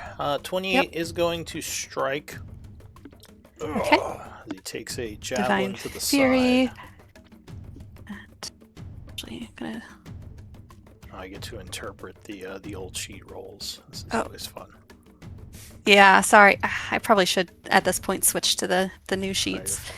I'm just being annoying. So that's the Divine At least with the Fury javelin, it's not as much. and Different sources. yeah, so that's 18 points of damage as there is a flash of radiant energy. Okay, it would return, All right, back to and you. she would throw it back. Still at advantage, I'm guessing. Yep, still advantage. 28 is going to strike. Okay, Oh, this is as not the going to do advantage much damage pays off. at all. Another 10. For 10. That's not nothing. Yep, so she is raging. I've got to do that token effect. The leader is going to yell, be careful, these are no normal opponents. These small people will be crushed. They do not frighten me. Anything else, Uslag? Nope, just trying to figure out how to do the token thing again. I always forget. But you have a little cheat sheet, so I'll figure it out eventually. That's my turn. Exclamation mark combat. You really should make a button. Combat! It makes it easier. Okay. But Uslag's turn ends. Garen. Garen's just transforming. That's his bonus action, and he's gonna. All right. You feel a little Take off tired flying. from all the smoke inhalation, unfortunately, which will slow you down a bit. So do I just like half my movement speed? No, it's just minus 5 feet and minus 2 to your rolls.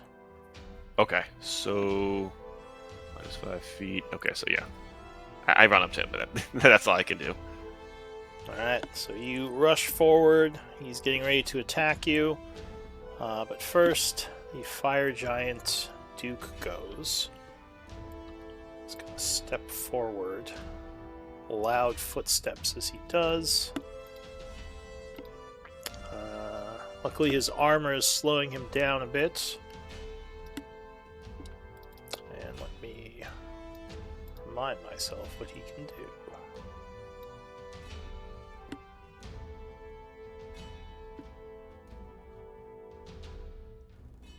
Alright, so he yells, take him out! And as a reaction, this guy here is going to swing his sword at you. His great sword. The flaming sword comes down, but you would easily dodge it, as you are very quick. He's surprised by the speed at which you get out of the way. Almost like he's moving in slow motion. This guy back here, getting the command as well. Or wait, I think it's this one. Which one?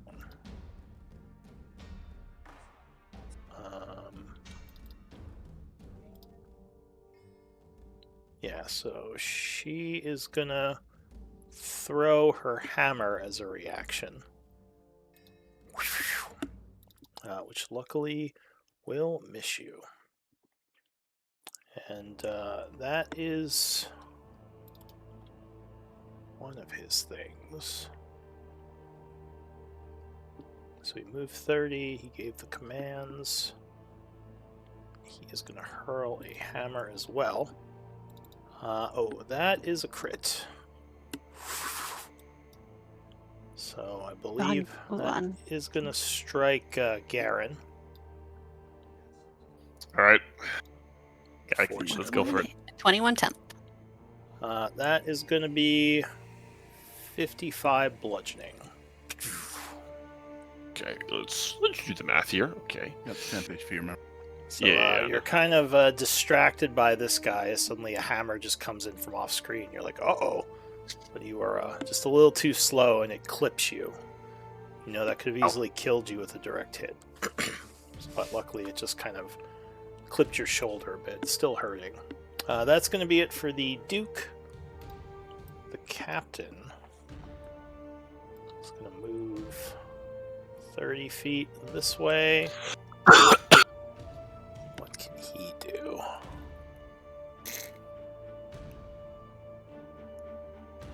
He is going to yell forward as a reaction. These guys are going to move forward.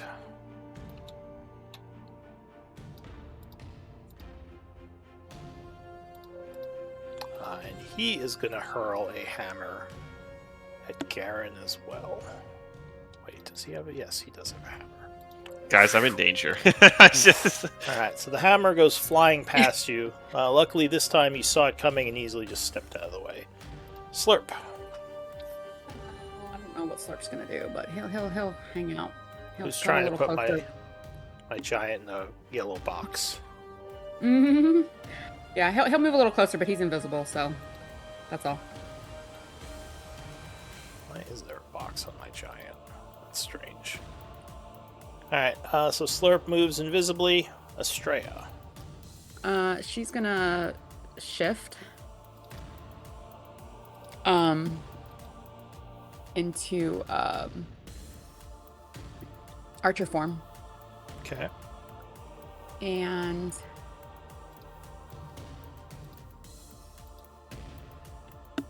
move forward.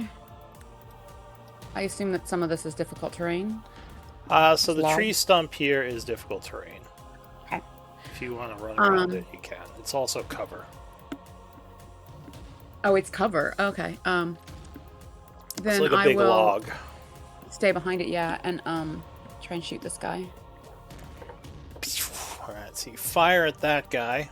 Yeah, 22 is going to strike him. He is struck for 20, is that right? Yes. Okay. And he His armor is all full of dents now. he is more than one size larger than me, isn't he? He's 2 sizes larger. Okay, all right. So then that's my bonus action, and then for my action, I'm going to use a guiding bolt. So Actually, no. For cast- my action... Hang on. How far am I from Garen? No. Not too far from both of them. Okay, yeah. So I will Guiding Bolt. He says, Forge Caller, disrupt their casters. He says, on it. On it. Yeah. And Alright, then... so you fire a guiding bolt at him. Yeah. Here's the damage macro. Oh, there it is. No, why is it doing that? Okay, here we go. This one? There we go. Okay. Alright, yeah, 26 is going to strike him, blasting him midsection with a glowing bolt of radiance. Doing... is it bludgeoning again? Is it every attack? That's only once per turn, so, Okay, so it's it's the 15. 15 radiant, yeah. Alright. I'm pretty sure. And he is And that's going to be my turn, yeah. lit up. Alright, so that is it for Estrella.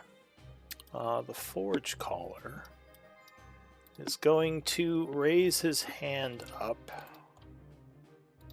as fire begins to form on it. He smiles. And let me just see how this works.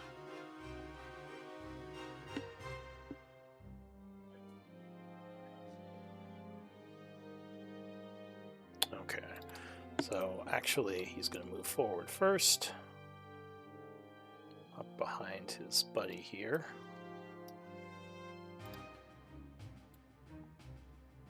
Oh, yes, okay, so now he is going to do that.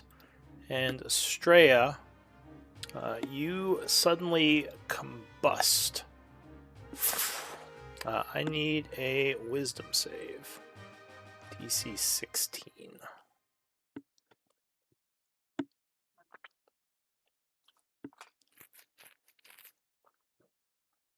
Oh, just make it. So nice. you would dive back as flames literally just form where you were just standing.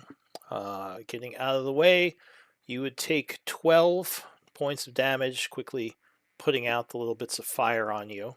Luckily, you don't catch fire. Okay. But you do take 12 damage. I took it from my temp, yeah. Yeah. He is then going to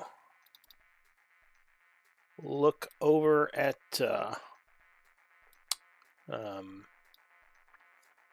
Garen and do it again.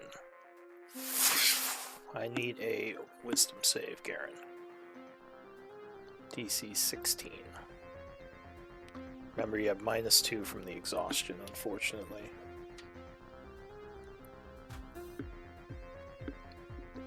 Alright, luckily you do make it. There's another explosion of fire. Rings out, setting the area you were just in ablaze. You would jump out of the way.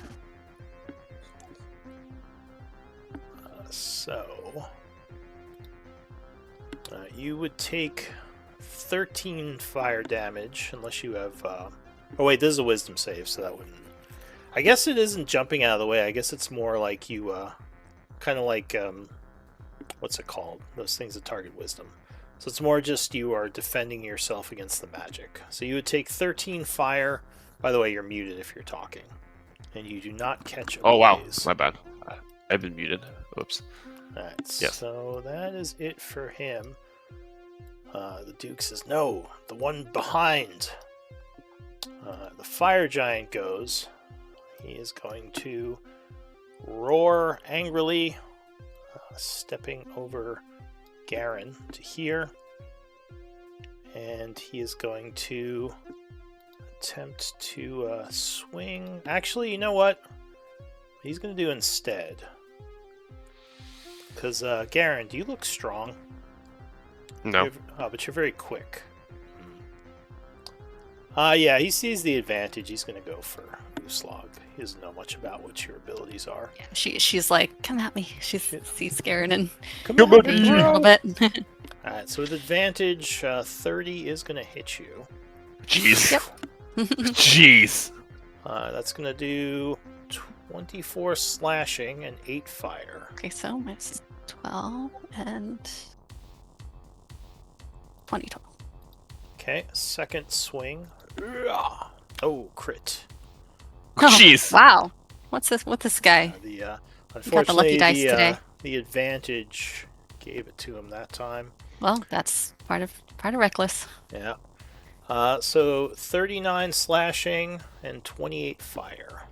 Okay, so 39 slashing, 28 fire. 30. Yes, it would be 19 slashing and 28 fire. Thank you. Oh my god, I shouldn't have left myself that open. As the Well, blade almost no, I mean, cuts she you knew in she was half. leaving. She knew what she was doing. He looks a little concerned that you were able to take that hit. He just roars at you. So that was his second attack. And then minus 19. Ending his turn, Glenn. Hmm.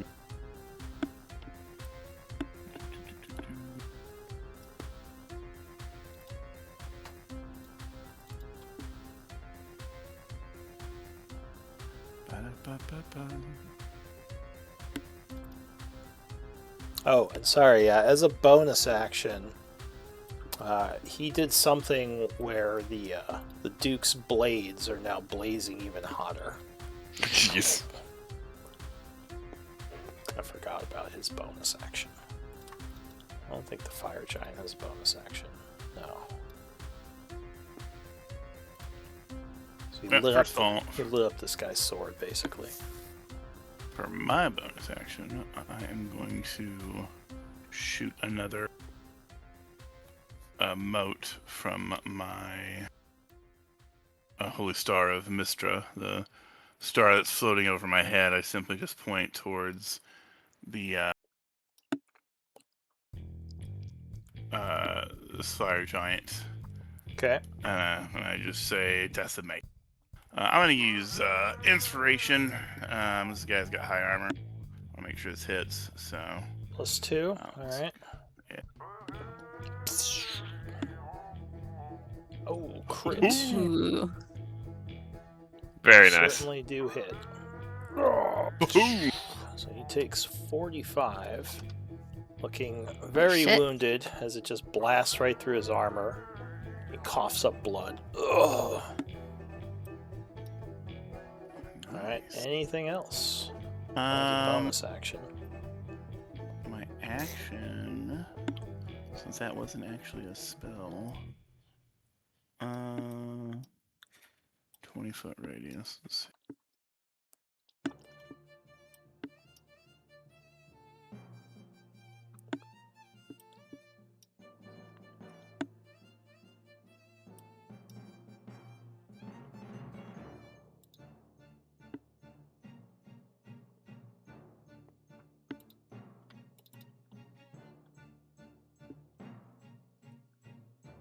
Okay, I want to do this for the captain and the Duke. So in the middle of them, he's just going to Glenn. Yeah, Glenn doesn't seem to be fucking around. He usually doesn't cast this powerful magic right off the bat, back to back. But he just seems to focus on a point in between them, and he snaps his fingers. As a little bead of energy grows there and explodes out as he casts Synaptic Static. Boom. I meant to do the attack roll, but hold on. DC 20 int save.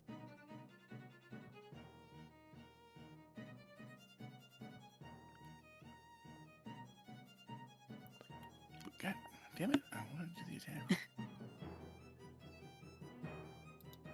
There we go, another 29. Alright, so that is a 20-foot radius. Yeah, so we should be able to hit the captain and the Duke. Alright, so int save. The captain. Let's see.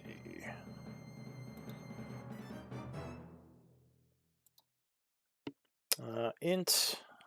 Oh. So as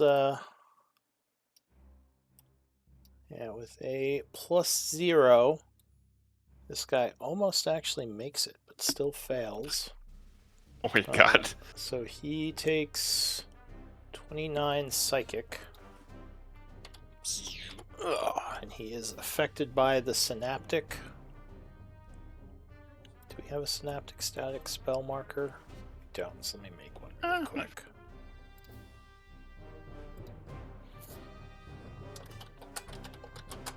I have it in my other game.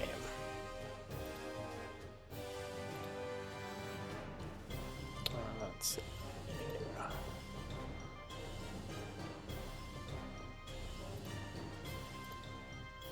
How long does that last? It save ends, right?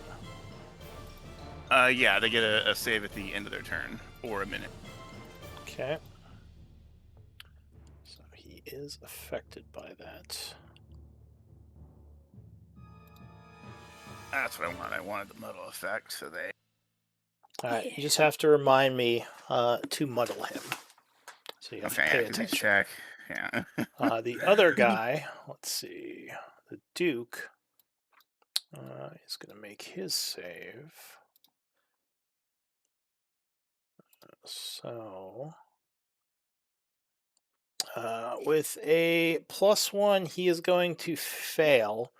But as he does, there is a blast of fire energy around him as he yells, "Thank you, Surtur!" And he burns a legendary resistance, making it. Jeez! Okay. This guy's got legendary resistance? And you hear a laughter in your mind, Glenn. A familiar voice booms, "You'll die here, Bard." That's Surtur or Malin? It's Surtur, yeah. He says, "Surtur has favored us. We will kill them." You know, I've killed Surtur's avatar before. You are dirt on my shoes. It's a legendary action. He is going to rush forward. Anything else, Glenn? He seems to have become more powerful suddenly. I say, "Come, you coward. Face me." And he'll end his turn. Alright, so... yeah, he is definitely moving towards you. Gotta get the Ooslog first. Okay. You must deal with the Raven's Blade before getting to me. Yeah. This is okay. So this guy here, he's looking a little rough. Yes. But that last okay, blast, but Garen put a hole in his armor. Okay. I think she's gonna leave that for Garen, and she's gonna go. She'll have to take a oppie on that. As Ooslog is thinking what to do, and he's like, "Ooslog, look, I'm doing damage." You're killing it, hun. She's going to go up to this guy, although she knows that he can just toss her aside if he's determined to go by. But will take a reaction. Mm-hmm. Oh yeah, she doesn't have reckless right now. Oh yeah, she does. Oh yeah, her reckless would be gone now. What's not at advantage? So he swings at you. You said the reckless is gone? Yeah. Oh, but 18 I think just hits, unfortunately. Oh yeah, I don't have. So that's for that. So yes. 18 slashing, or 9 slashing, and 11 fire. So 20. As you are burned from the hit. 20 total. Okay. Let's see. She's gonna try to attack this guy. Yeah. Alright, so you rush up on the Duke. Mm-hmm. Yeah, I think she's going to. Oh, wait. You said 18 just hits? Is he? Oh, no, never mind. He's not muddled. Sorry. My fault. No. All right. Yeah, which ones are muddled? Just so I know. Just the one back here is muddled. As the captain. Oh, the captain. All right, so she's going to try and attack this guy. I mean, he looks really tough to hit. And I'm not sure I want to go reckless against him. Do I? No, she's going to just do regular attacks. Regular attacks with her greatsword. All right. And that would miss. Oh, so he dodges that one. Ugh. Okay. 20. 20 is going to strike him with the second hit. Okay. Or slash. Ugh. Oh, I forgot to add the... Never mind. All right, so I think heavy there's, weapons in there already, yeah. Looks like it, yeah. So there's an explosion of Yep. energy. And be... C65. She's going to spend some of her dice or some of her Raven Queen's healing just to heal up a little because she knows this guy is going to be a bit of a handful. For some reason, he only takes 13 slashing, along with 2 cold and 8 divine fury. So He's just like he's he just has resistant. some kind of not exactly your resistance, but some resistance to slashing. So that would be 15 plus 8 is 23. There.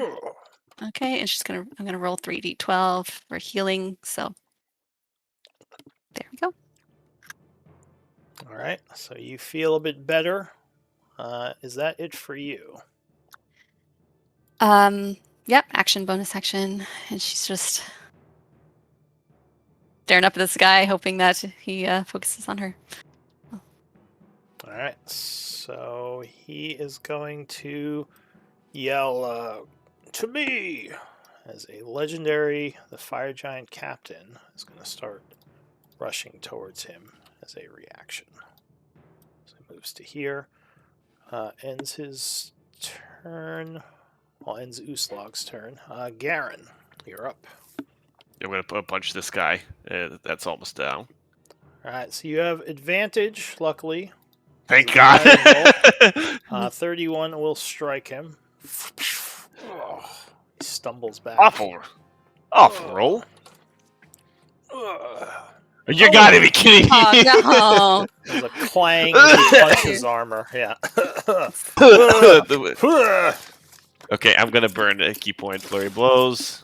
Okay. Actually, screw it. I'm gonna go rush over here real quick. He can take an oppie on me. No, he already used his reaction. Oh, okay. Then I'm gonna charge punch him. You're welcome. That will strike as you rush up. There you go. And that will bring him down. Oh. Yeah, knew you could do it. I run at this guy now with a charged punch. Okay.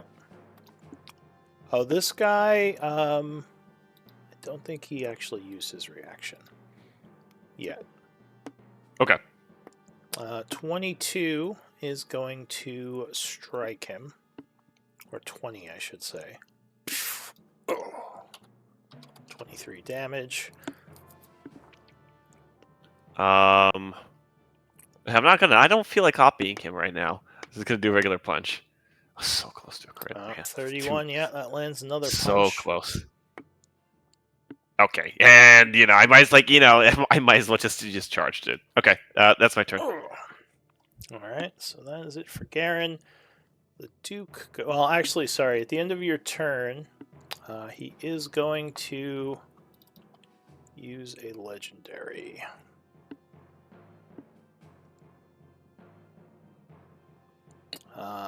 He is going to slash at you.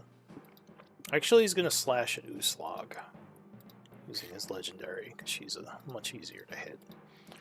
I feel like you could probably hit no matter what. 32 is going to strike yeah. you. I guess I would have hit Alan too. That's 25 slashing and 5 fire, so 12 and 5. Oh, he has the fire effect, though. Hang on. That does some extra. Oh boy. So you take an extra 12 fire. So 17 fire and 12 slashing. Okay. That is... Okay, that is it for his legendary. For his normal attack,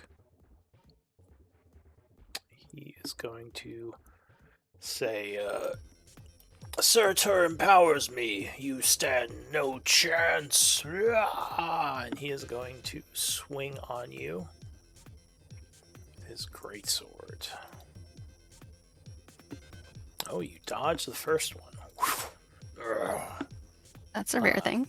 He does a second swing. Oh, 30 is probably going to hit you. My God. Mm-hmm. And he is going to smite. Okay. All right. So, there's a... Much like the radiant explosion, as he strikes, there's an explosion of flame. Doing 8 points of fire damage. And the actual hit does 25 slashing and 4 fire. Oh my God. 25 slashing, so that'd be okay. And you then... are on fire. Okay. Oh my God. Who's like, oh my God! I'm on fire. On fire, guys. So, let's see.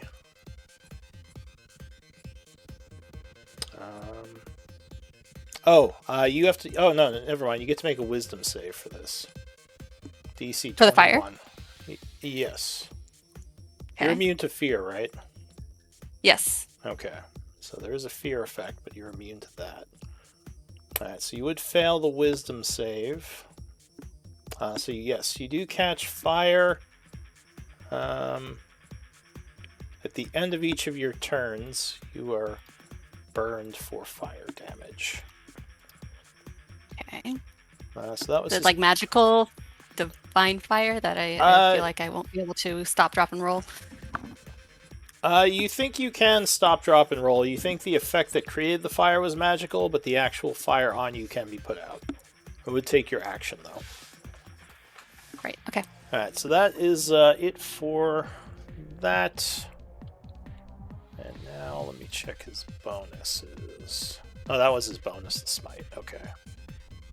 So that is his turn. The captain goes. What's he gonna do? He's gonna run up this way. And he is going to hurl a hammer at Glenn. Jeez. So, Glenn, a hammer comes flying at you. Got some cover, right? Luckily, you do have some cover.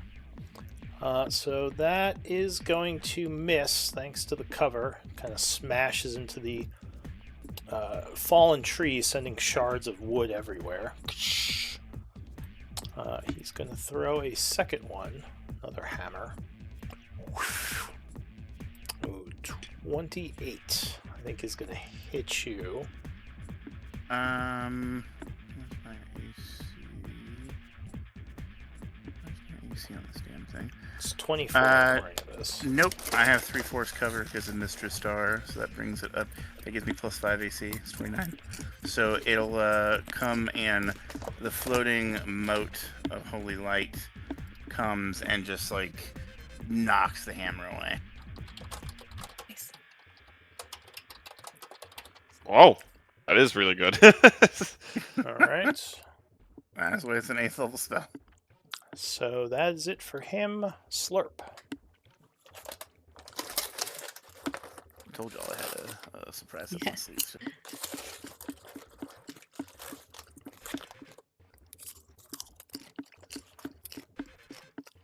If you're talking, I can't hear you, Mary. Can you hear me now? Yes. Yes. Okay. Slurp's gonna harry this guy invisibly and then flit away. So he is annoyed by something that you can't see, providing advantage. Alright, Estrella. All right. Sorry, real quick. At the end of your turn, the captain, now emboldened with legendary actions from Surtur, is going to move up. Or not the captain, sorry, the Duke is going to move up this way. I was gonna Stepping say, I was over like, you guys. what the hell? Sir, it's just like, yeah, well, you get legendary actions all of a sudden. Okay, now This is why you don't piss off Surtur! Yeah, this is all your fault. Just kidding. Just kidding. This is fun. What do you do, My turn? Estrella? Yeah. Okay. I'm gonna switch to dragon form Huh? and fly. Well, dragon constellation. Oh, okay, I was like, a dragon? Estrella just becomes a dragon. Oh, by the Everyone's gotta way, be yeah, I tricks. can be a dragon. No, I'm just kidding. Druids actually have that. Alright. So she's gonna switch to dragon form. That gives her a fly speed. She's gonna fly down here, and then she's within 30 feet of everyone. So she's going to she's going to activate Emboldening Bond on Uthlog, Garen, and let's see. Is that an attack roll you're making with that spell you've got up, Glenn? Yeah. Okay, then I will give you the third Emboldening Bond. Or actually, is it just 3? I can't remember. Just check something real quick here.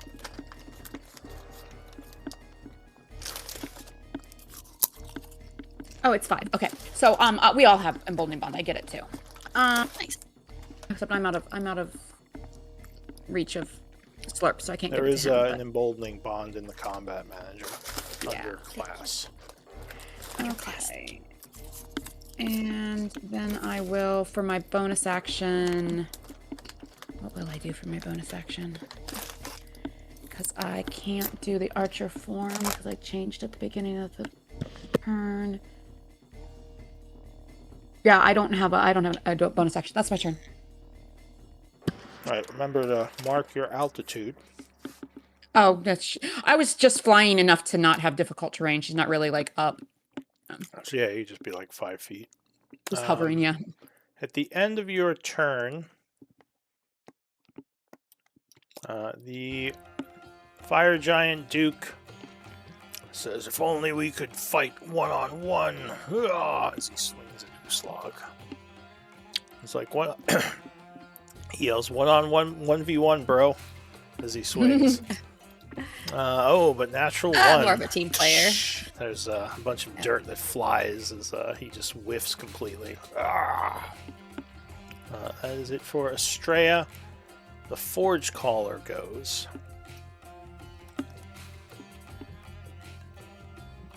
He's going to move 30 feet to here.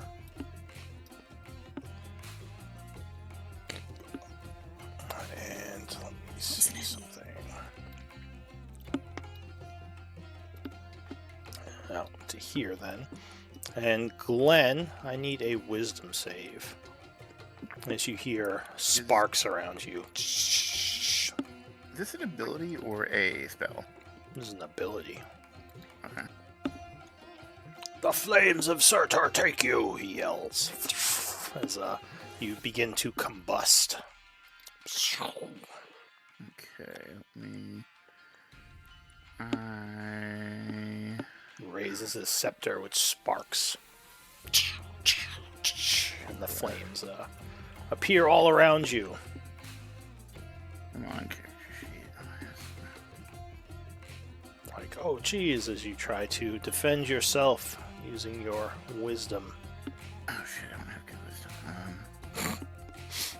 Crap, I'm not good at this. Oh. Ah! Well, I've got the emboldening bomb, that's something. That's So I true. guess I'll declare. I'm gonna use that.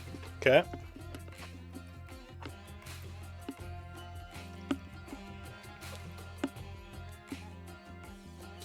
Did it go through? Oh, alright. So unfortunately that would fail and you are combusted. taking 29 fire. And you would catch on fire. No save for this one. Oh no, we're both on fire. Alright, so I'll knock out my 21 temp HP. That's like 8. And I believe that is a DC 14 concentration. Emboldening bond. You already used it. Uh-oh. Yeah. Let's see. Go use all the inspirations we give you. I mean, I have advantage, so I am pretty confident I'll make that.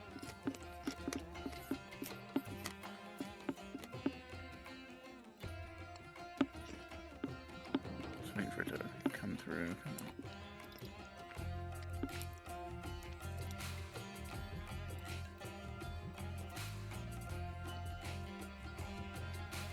Guess look what, yeah. Yeah, there we go. Okay. Alright. Yeah.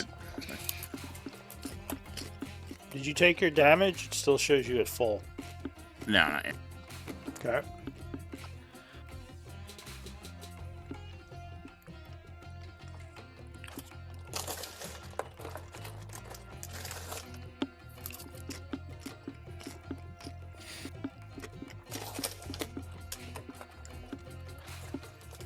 So it was, okay, yeah, so 29, so like 8, yeah.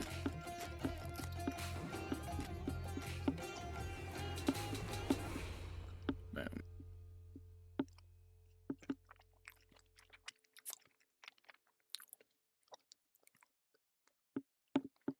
Alright. So, and then you took 8 more? Why? You took 29 damage. Yeah, I had 21 temp HP. Yeah, so you took another 8 from your total, right? Yeah, I took 8 from my total HP. Still shows you at full. No, I don't know what to tell you. I changed it on my sheet. Alright. Usually is better with a token, but I'll just put the 8 on you. And then he is going to do it again. So I need another Choice wisdom problem. save.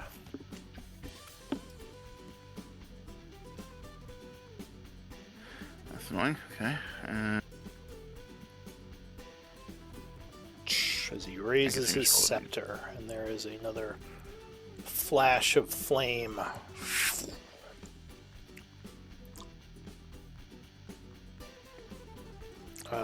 So what's your wisdom bonus? 0, so. So that is gonna fail. So 20 points of fire damage. Okay. I can't fail that concentration check. Alright, so you would just take the fire, and that's it for him. At the end of his turn, the giant Duke. What's he gonna do?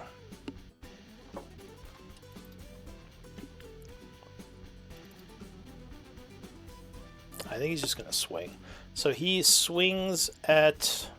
He'll swing at Garen this time. He's kind of frustrated that Uslag takes so little from his hits. Little to him, maybe. He's gonna try it. See what he can do. Yeah. Oh, 32. Yeah, I can't even shield that. Alright, hit me. Hit me. Okay. Oh God.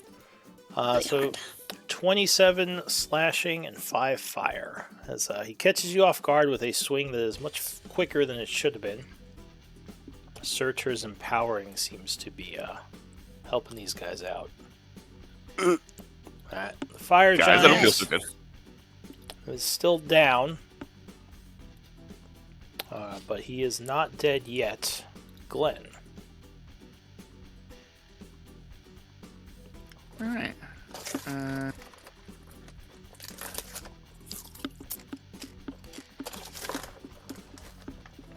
Let's see how injured everybody is. The Duke is I was only at 1.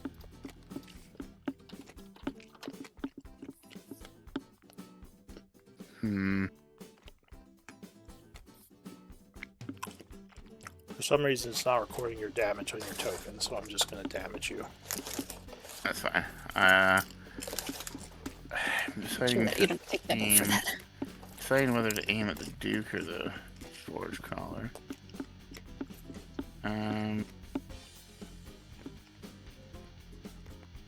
The Forge Collar probably easier to hit. Forge Collar, me and Uslaga trying to get the Duke. You're both in the Duke. Okay, Yeah, that Forge Collar's a problem, though. Sure. Try and make sure I focus fire, though. The Duke has probably a lot of HP. Forge Collar. Yeah, I'm going to... They all look like they have a lot of HP. Well, yeah. I guess I'm going to target the Forge Collar. No, I'll target the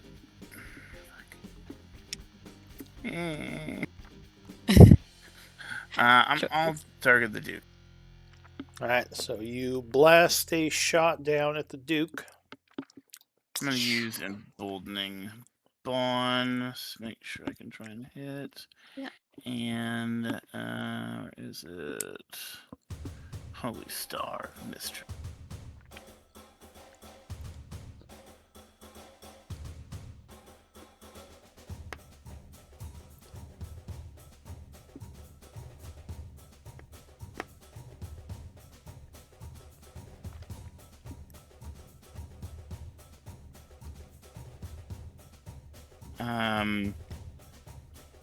I assume that'll hit with Emboldening Bond plus. Yeah, 19 is going to strike him. So you catch him off guard with a shot from behind for 19 force. Did I really roll 19 on both?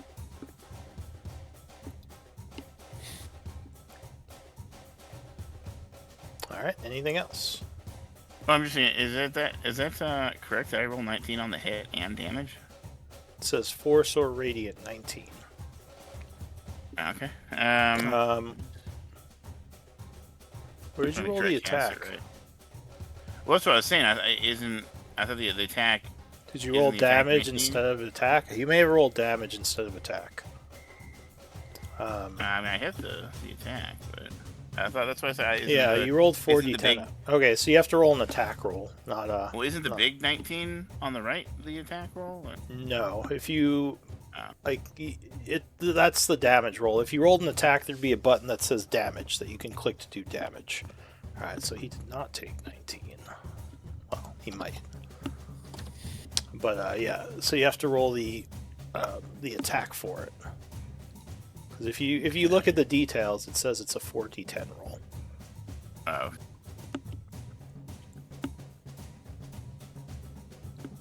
Alright, cast it now. Just take a while to come through.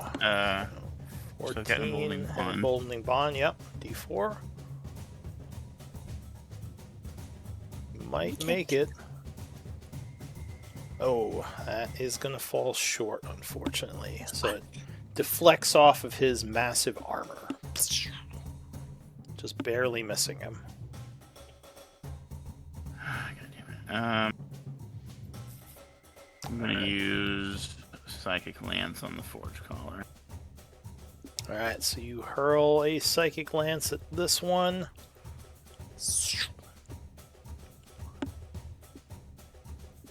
Okay, I'm casting it.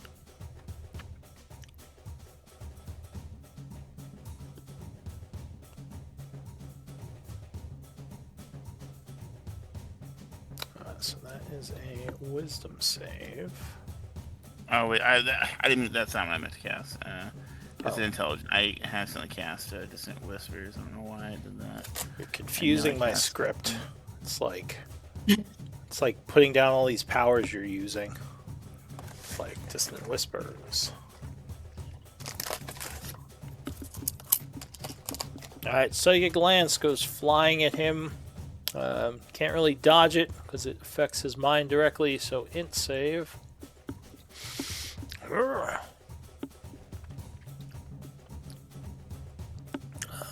Where's int? Int save. Oh, he is going to make it with a +1.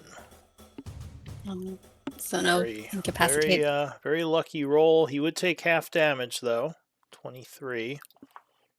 Oh, but no incapacitation. Wow, that is some bullshit. Yeah. Oh, that's my turn. It's all Surtur's fault. Alright, so Glenn ends his turn. Uslag. Okay. All right. I think she's ready for this. She's going to I reject your offer for a 1v1. It's more fun fighting with friends. Splitlanders, fuck them up. I'm and she's gonna do her more of a co-op gamer. Sorry. Yeah. She's going to she's within 60 feet of everyone where she is, but she's gonna move anyway, and she's gonna be like, Splitlanders, fuck them up. And she's gonna move that way. To flank. So that would be her bonus action to unleash the Zealous Presence. For that. And then she's on fire. Does she take damage now? I believe. Because I want to figure it out if she should. I'm just going to say it's at the beginning of the turn. Okay. Yeah. So she would take. Which effect was that? Sorry, it's a bunch of different effects. I think that was the Burning Smite. Yeah. So you would take 10 fire damage at the start of your turn. Okay. I think she is going to, because that Zealous Presence doesn't affect her, she's going to put out the fire on herself as her action. So bonus action is to pump up her teammates, and then she's going to get rid of the fire. That is... I think that's her turn. Alright, Garen, you have advantage. Alright, I'm gonna... Screw it. I'll let him off me. I'm gonna... Sorry, I keep forgetting about his legendary stuff. So the Duke is going to yell, move! And this guy is going to go 15 feet up this way, ending his turn. Now you can go. Sorry. Yeah, I'm gonna let him oppie me. I was gonna go charge this Forge Caller. So he swings down at you. Actually, wait. I think that would not be an oppie because you are still in his threat range. Oh, interesting. I forgot that they have 10 feet. But he is gonna dodge that. Oh, even with advantage. Yeah. Oh, sad. I'm gonna run back at this guy. Yeah. Yes. Garen's still feeling a little bit. Jeez, man! If not for this advantage, how many ones am I gonna roll? Well, 22. Oh my god! Is gonna strike. Luckily, Uslag's roar has inspired you. I was on this guy, right? The captain. Yeah. Or the giant Duke. All right. Yeah. He takes 24. Still looking healthy. Point. Running this guy. Whoa. Oh, yeah. My god, how many 19s? Can I get a crit, please? 17.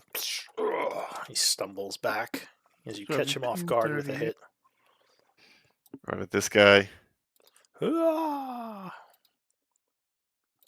don't know, does Garen yell when he strikes, or is he just like... he's wheezing. He's just going... He's wheezing. Alright, so that is actually going to miss. Just barely. 19? Yeah, he's a 20 then. That would be 17. Well, I have advantage. Was it just the first hit? You have advantage. And flank. Oh, at the flank. Okay, that's right. So, no, that would hit. Never mind. Okay. Forgot about the advantage. Alright, 18 more damage. And last punch, run at this guy. That would be 17, so that is going to miss. Okay, that is my turn. Alright, at the end of your turn, let's see. I think he's out for now. So the Duke goes. What's he gonna do? He says, "You don't want to 1v1? Fine. I'm gonna move over here, and he is gonna swing at Estrella." Oh jeez. Lug's gonna use her reaction to hit him. Oh, rude. back. No, I'm actually gonna. Yeah. I'm going to do a wheel on his attack as well, but I don't know if you want to do. Uslav's first. Yeah, the Yeah. Sentinel doesn't stop him So- from attacking. It just Yeah, Gives me that's free attack. that just gives me an Oh, shit. attack. So you swipe at him with your reaction, punishing him for taking his gaze off of you.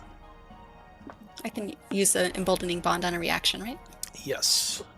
The I will only do that. the only thing is just the once per turn. Mm-hmm. Yep. Yes. Okay. All right. Oh yeah, I don't need it. 22 will land. Ugh. Okay. So Not the Divine Fury though. yeah. So that would be, and not the plus an extra 5, right? Because that's But heavy it's not. weapon, so that doesn't count for a. Yeah, but that's not in there anyway. So that Oh, is heavy going weapons. to be 10, 13. Ugh. Okay. Oh yeah, I forgot he's resistant. To the And I also slash. forgot that my heavy weapon is not in that. So You don't when think it's on, he's resistant, Right. but he's being reduced by something. I see. And no, Consider- your heavy weapon is not included there. That just says rage, strength. and Okay, I have to remember to do that when it's my turn. I think we removed it because it doesn't count towards Oh yeah, you opportunity can- attack. So I wanted it to be separate, but then I forgot that we had separated it, so I haven't been adding it Oh, okay. to my attacks. Yeah. So I need to remember to do that. Okay. All right. No All right. worries. That is a reaction. So he is going to swing with a -1 on Estrella. Oh, 30 is probably going to hit you. Yes. Jeez. And he is going to smite, so I need a wisdom save. Hmm.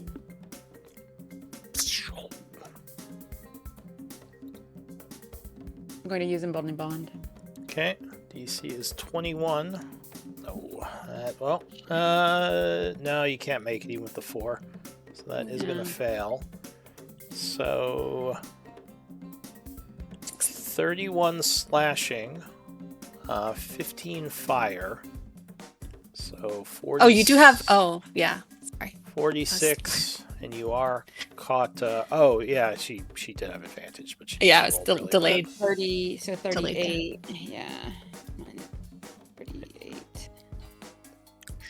And you are burning. That's going to be it for. Wait, that was the one attack. He gets a second one. Oh no. 22. That hits. Alright, so he slices again. Luckily, another glancing blow. This time he can't smite, so that would just be a straight 20 slashing and 6 fire. So 26. Well, I think that does give you a second level of wound. Mm-hmm. That is it for him, as his eyes burn with the might of Surtur. The captain goes. So he's going to move up this way. He's going to throw a hammer at Estrella. Oh no. Freya. Oh, but he misses. Interesting.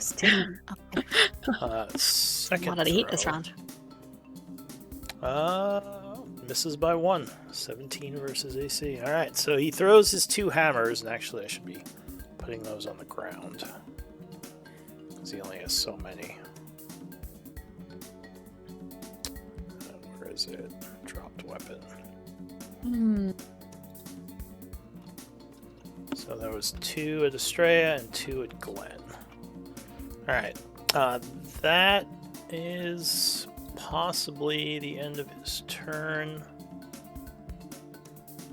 Oh, he didn't hit, so that didn't proc.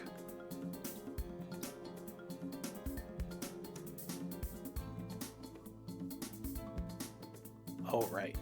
Okay. Gotta remember he can do that too. These guys have a lot of abilities. Alright, that is it for the captain.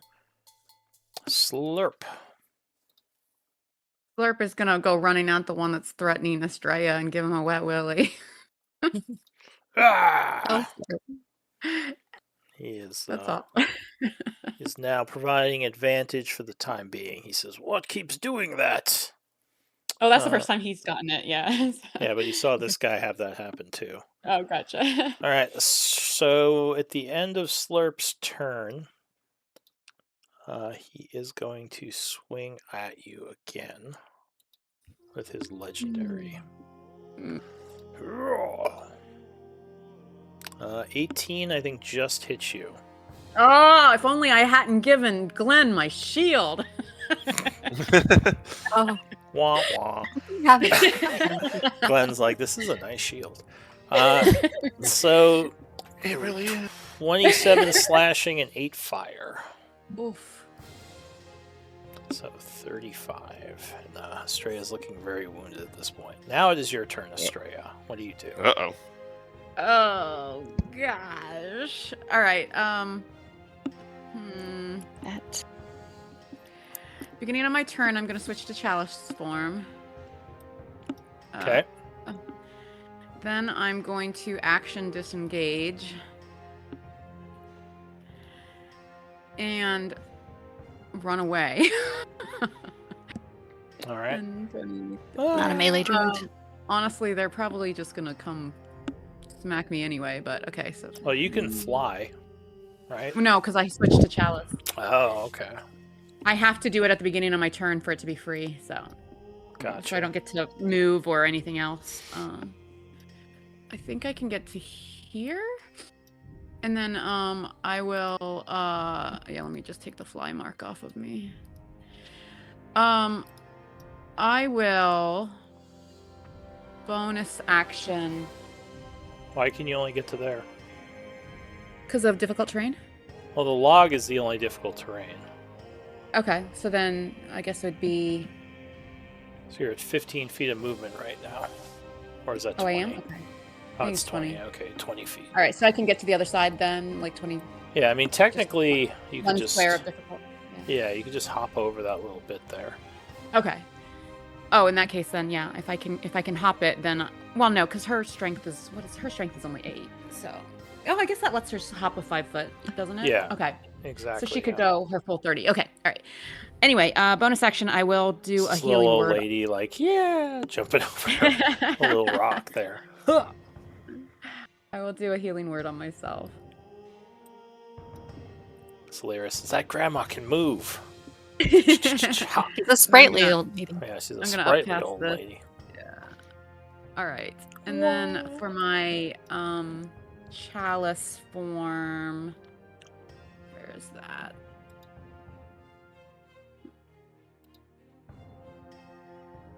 There it is.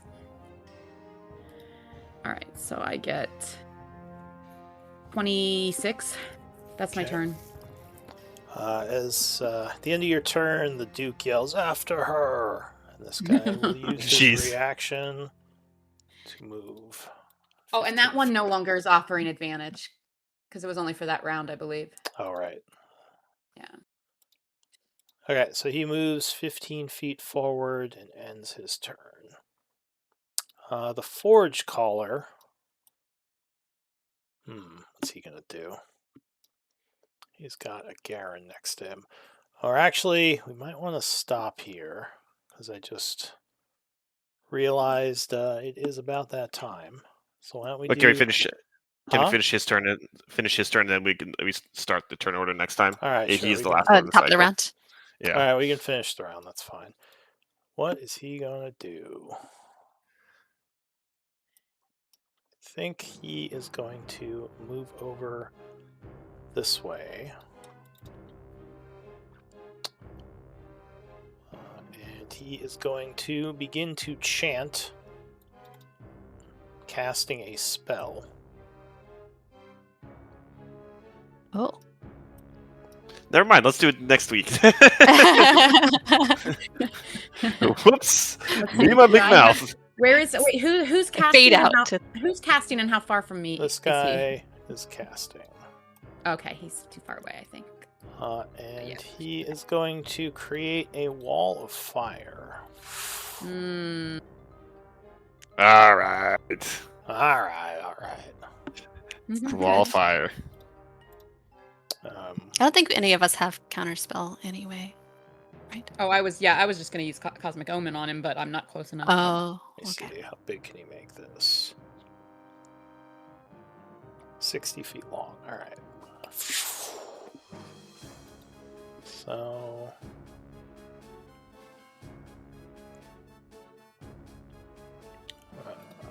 Uh, 10, 20, 25 to here. Oh, wait, what's going on? There we go. 5, 10, 15, 25. And then 30, 40, 45, 60. All right. So he puts a wall of fire around himself.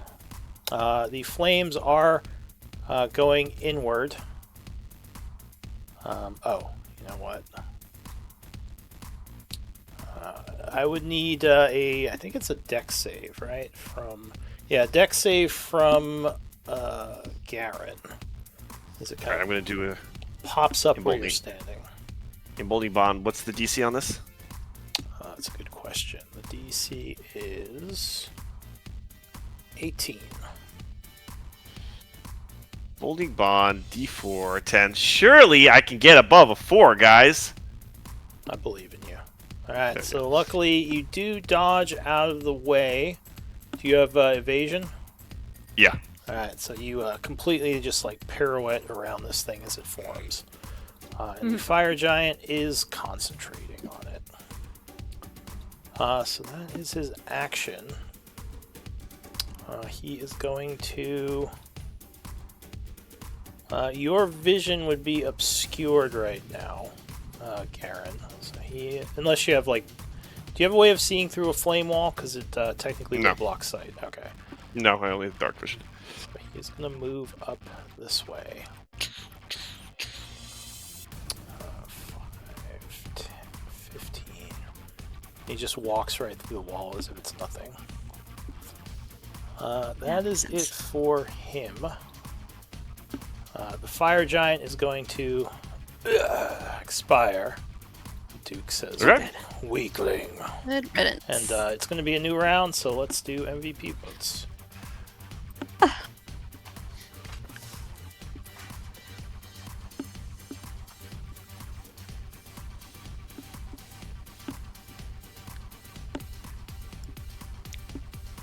You guys got buffed. I like the new art. Yeah, there's definitely an upgrade from robocalls. Well, this is these aren't actually from the new book. These are from a side supplement. Oh, okay. I didn't use any of the upgraded new fire giants. These are what are these from? These are from. They have cool art, though. I mean, like it's all art Yeah, I that I think don't so. think. Well, the one guy, the one guy that's dead, I've seen that art before, but the others I feel like are newer, or at least unique. Yeah. Yeah, the Forge Master looks awesome. Or Forge Color looks awesome. They're from MME Like 1. What is that? Oh, I think it's like the expanded monster manual. So these are older creatures. Oh, interesting. I yeah, they look really did buff them a little because they are older and we're kind of a little bit wimpy. So, Yeah, yeah. I've got so many questions about why they're here, but it was like we'll ask that. And I am Well, curious though Coincidence. if Dalreese is aware of what's happened here because he's pretty close, and if anything's happened to Brinthara, he's going to be really mad. Del Reese is back at the capital now, isn't he? Oh yes, that's right. Sorry, I thought we. Glenn, Yeah. are We you left there? him. I wonder. God damn it. All right. Well, You almost made it to the end. from the votes that I got, it is a 3-way tie. Well, now we need a tiebreaker. Well, then we So, know D20 at that point tiebreaker. too. I was actually thinking to myself, like, this is really, really hard. who's the tie between? Yeah, it was pretty evenly who spread this didn't get a session. vote? Australia, Garen, and Uslog. Okay, Glenn is not Yeah, there that's and why- didn't get a vote. That's why I said it was, Okay. it was you three. Oh, so we get it All right. right. No. All right. Oh, Alright, no. Australia. One off. No, that's good. That's Good job. Yeah.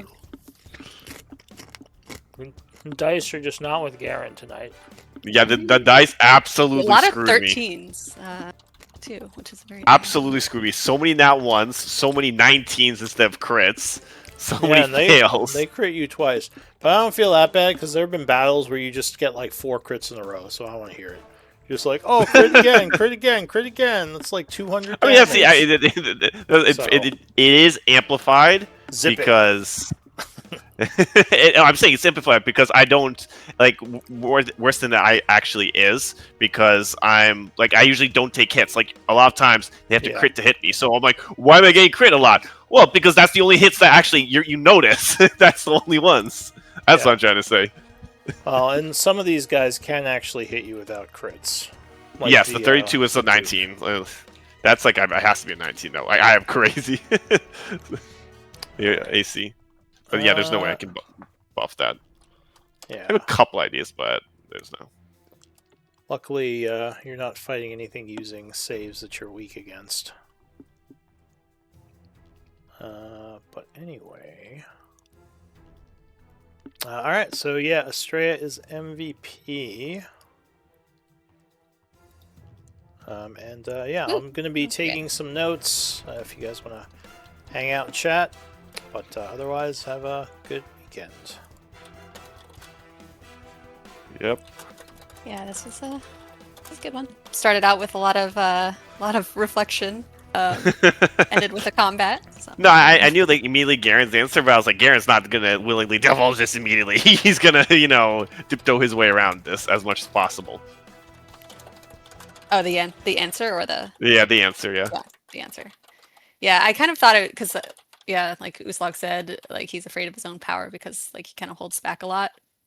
But that was just her like, her what she kind of thought his answer would be. But yeah, she didn't expect that. Yeah, I mean, like I said, he's like,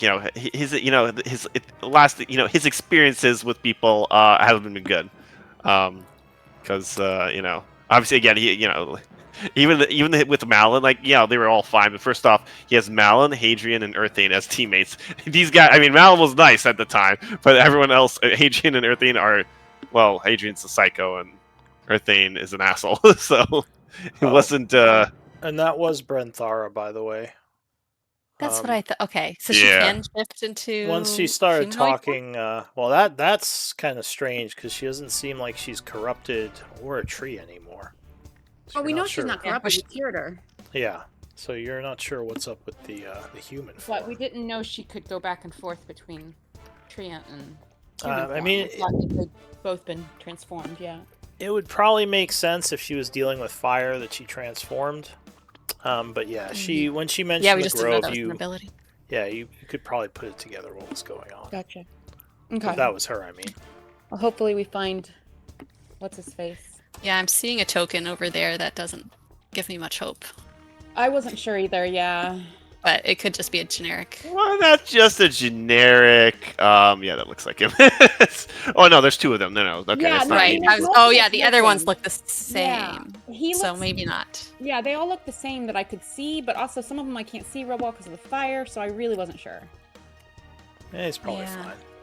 He's probably. I mean, I can reincarnate. he might come back as a gnome or something. Yeah.